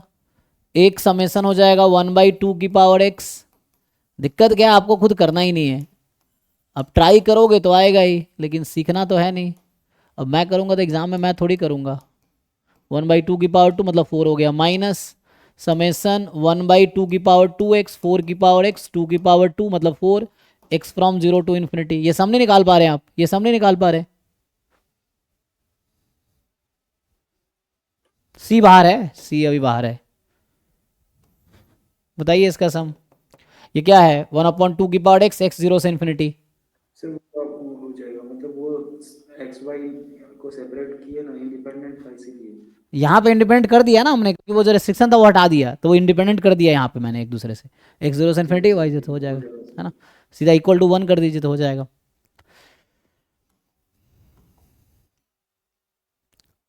जी देखिए, तो बताइए क्या थ्योरम होता है,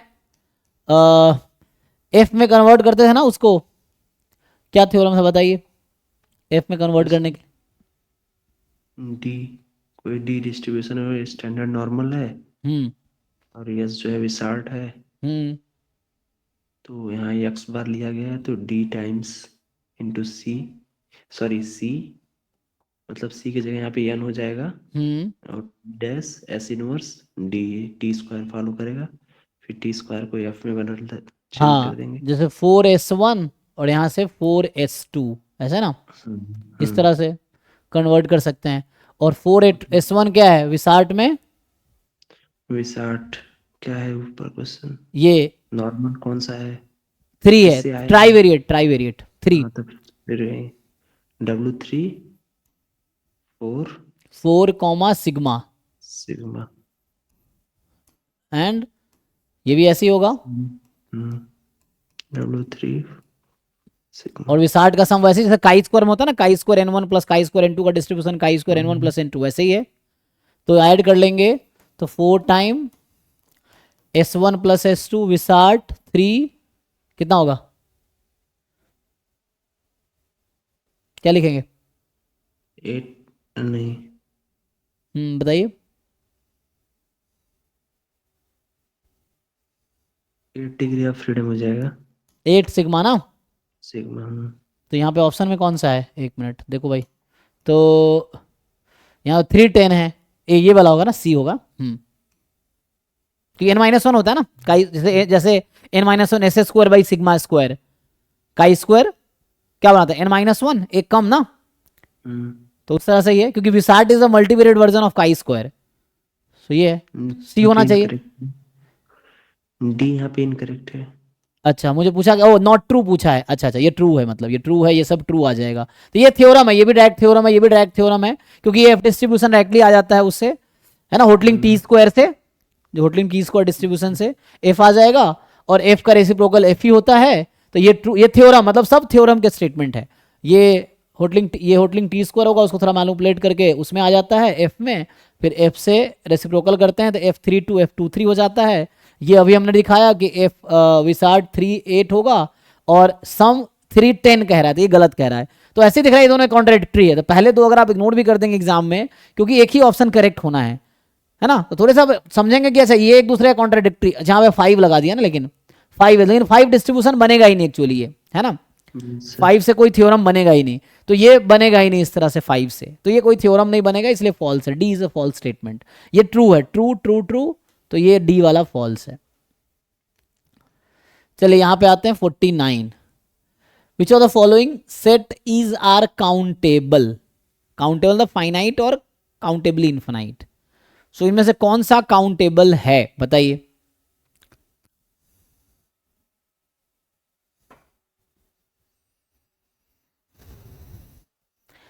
set of natural number countable है, राइट, और 2 की पावर नेचुरल नंबर, ये क्या होती है, ये power set of natural number है, और ये क्या होती है, ये भी काउंटेबल नहीं, इसकी कार्डिनलिटी वही आती है जो आर की कार्डिनलिटी है, ठीक है, 2 की पावर n है ना, ये जो 2 की पावर n है उसकी कार्डिनलिटी जो होगी वो आर की कार्डिनलिटी अलिफ नॉट के इक्वल होगी, ठीक है। Power set of natural number, ये क्लास में आप देखेंगे नोट्स में। सो पावर सेट ऑफ जो नेचुरल नंबर या 2 की पावर n जो होगा, जैसे यहां पे है set of all function from the set of all real number two 0 1, तो आपको ऐसे लॉजिकली याद होगा a से b में हम टोटल कितने फंक्शन बना सकते हैं अगर a b फाइनाइट सेट है, तो याद है number of functions from a to b, total number of function from a to b, nb to the power n, हाँ nb की पावर na, ये होता है फाइनाइट के लिए। तो यहां पे भी जो कार्डिनलिटी आएगी इसकी कार्डिनलिटी कितनी है 2, और इसकी कार्डिनलिटी कितनी है n, 2 की पावर n, और इसकी जो कार्डिनलिटी है वो r के इक्विवेलेंट है। ये मतलब there exist a function from 2 raised to power n to r which is bijective, मतलब कार्डिनलिटी इक्वल हो जाएगी उसके लिए। तो ये जस्ट एक थ्योरम है, 2 की पावर n की जो कार्डिनलिटी है वो r के कार्डिनलिटी के इक्वल आएगी। तो ये तो अनकाउंटेबल है, काउंटेबल पूछा है ना, तो ये तो अनकाउंटेबल हो गया, ठीक है। Countable product of countable set is countable, ठीक है ना। वहां पे 0 1 का अनकाउंटेबल प्रोडक्ट हो रहा है, सॉरी मैं क्या बोल रहा हूं, चेक कर लीजिए एक बारी, आप लोग सही लिख रहे हैं। बाकी यहां पे क्या है, set of all functions from 1 2 3 10 to rational number, इसकी कार्डिनलिटी कितनी होगी, q की पावर 10, यहाँ q कार्डिनलिटी मतलब मैं q लिख रहा हूँ, जस्ट q मतलब set of rational cardinality power 10, तो ये q को 10 बार मल्टी, ये लिखने का मतलब q cross q cross q। अब q काउंटेबल सेट है, finite product of, not countable product of, sorry वहां पे बोला ना, finite product of countable set is countable, ये एक थ्योरम है। तो यहां पे क्या हो रहा है, q काउंटेबल सेट है, फाइनाइट प्रोडक्ट हो रहा है, तो ये तो काउंटेबल होगा, so this will be countable, तो ये अभी के लिए सही आंसर है, ये गलत है। Set of all integer valued sequence with only finitely many non zero terms, finitely many non zero terms मतलब इनफाइनाइटली मेनी टर्म्स जीरो हो जाएंगे, है ना। तो क्या मतलब है इसका, सेट ऑफ ऑल, तो वो सीक्वेंस जो है फाइनाइट है इनफाइनाइट है वो नहीं बता रहा। कौन सा सीक्वेंस, नहीं सीक्वेंस लिखने का मतलब इनफाइनाइट सीक्वेंस, जब भी जैसे हम लोग जिस लेवल पे हैं, अगर सीक्वेंस लिखा है तो इनफाइनाइट सीक्वेंस, सीरीज लिखा है तो इनफाइनाइट सीरीज, ये तो set of all integer valued sequence मतलब xn जो है वो इंटीजर है, इंटीजर वैल्यूड सीक्वेंस है, xn की वैल्यू इंटीजर है, ये है, लेकिन बोल रहा है कि उसमें finitely many non zero terms हैं, जो नॉन जीरो टर्म्स है फाइनाइट नंबर ऑफ टर्म्स। इसका क्या मतलब है कि कुछ टर्म जो है फाइनाइट नंबर ऑफ टर्म्स जो है नॉन जीरो, बाकी सब जीरो है, तो नॉन जीरो टर्म के पास क्या क्या चॉइसेस हैं, क्योंकि इंटीजर वैल्यूड सीक्वेंस है, तो फाइनाइट टर्म्स जो फाइनाइट टर्म्स हैं मतलब जो नॉन जीरो टर्म्स, सॉरी जो नॉन जीरो टर्म्स हैं वो क्या हो सकते हैं, इंटीजर्स हो सकते हैं, तो जो नॉन जीरो टर्म्स कितने होंगे, फाइनाइटली मेनी, तो z क्रॉस z कितनी बार, फाइनाइटली मेनी टाइम, तो finite product of countable set is countable, so वो अनकाउंटेबल प्रोडक्ट है, तो वो हो गया है काउंटेबल सेट का। तो यहाँ पे जो है ना 0 1 0 0 मल्टीप्लाई हो रहा है अनकाउंटेबल टाइम, क्या बोलो काउंटेबल टाइम, फाइनाइट टाइम नहीं काउंटेबल टाइम। ये सब एक बार थ्योरम देख लीजिएगा, तो जेड का फाइनाइट टाइम प्रोडक्ट करोगे जो सेट जनरेट करेगी वो काउंटेबल ही होगा, जेड काउंटेबल है तो ये भी काउंटेबल ही होगा, so this is countable. Set of all integer valued sequence converging to 1, set of all countable हो जाएगा। Integer valued sequence converging to 1, इसका क्या मतलब है,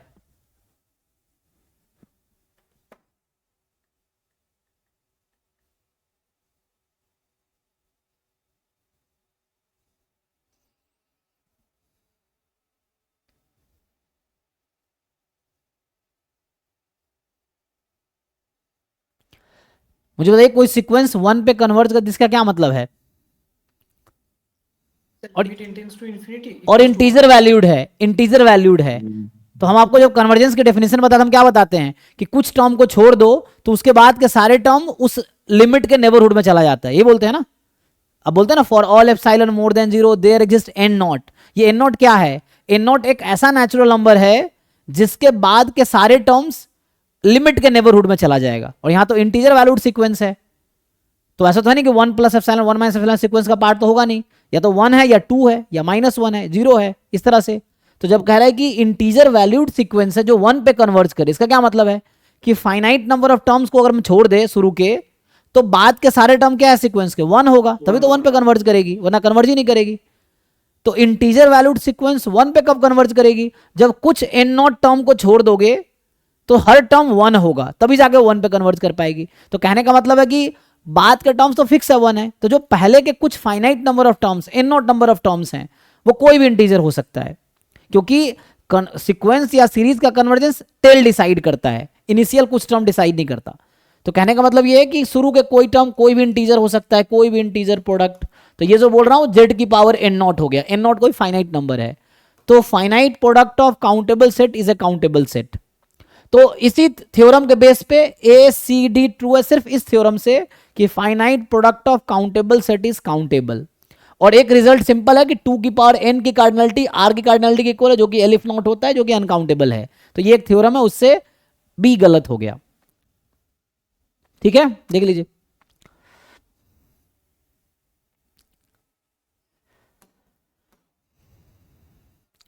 चलो यहां से अगले क्लास में स्टार्ट करते हैं, अभी ये स्टॉप, ये ट्राई करके आइए। तो कल हम लोग 50 से अभी तक हमने क्या डिस्कस किया, आज 36 से लेके 49 तक, कल हम 50 से लेके 65 तक, कल खत्म हो जाएगा ना। तो कल 50 से लेके 65 तक डिस्कस करेंगे, इसमें आप लोग सॉल्व करके आइए तो कल कंप्लीट हो जाएगा। तो 50 से 65, बाकी हमने लास्ट के 3 क्लास में 1 से लेके अभी तक 49 तक किया है, कल 50 से 65 तक होगा। चलिए अभी के लिए थैंक यू।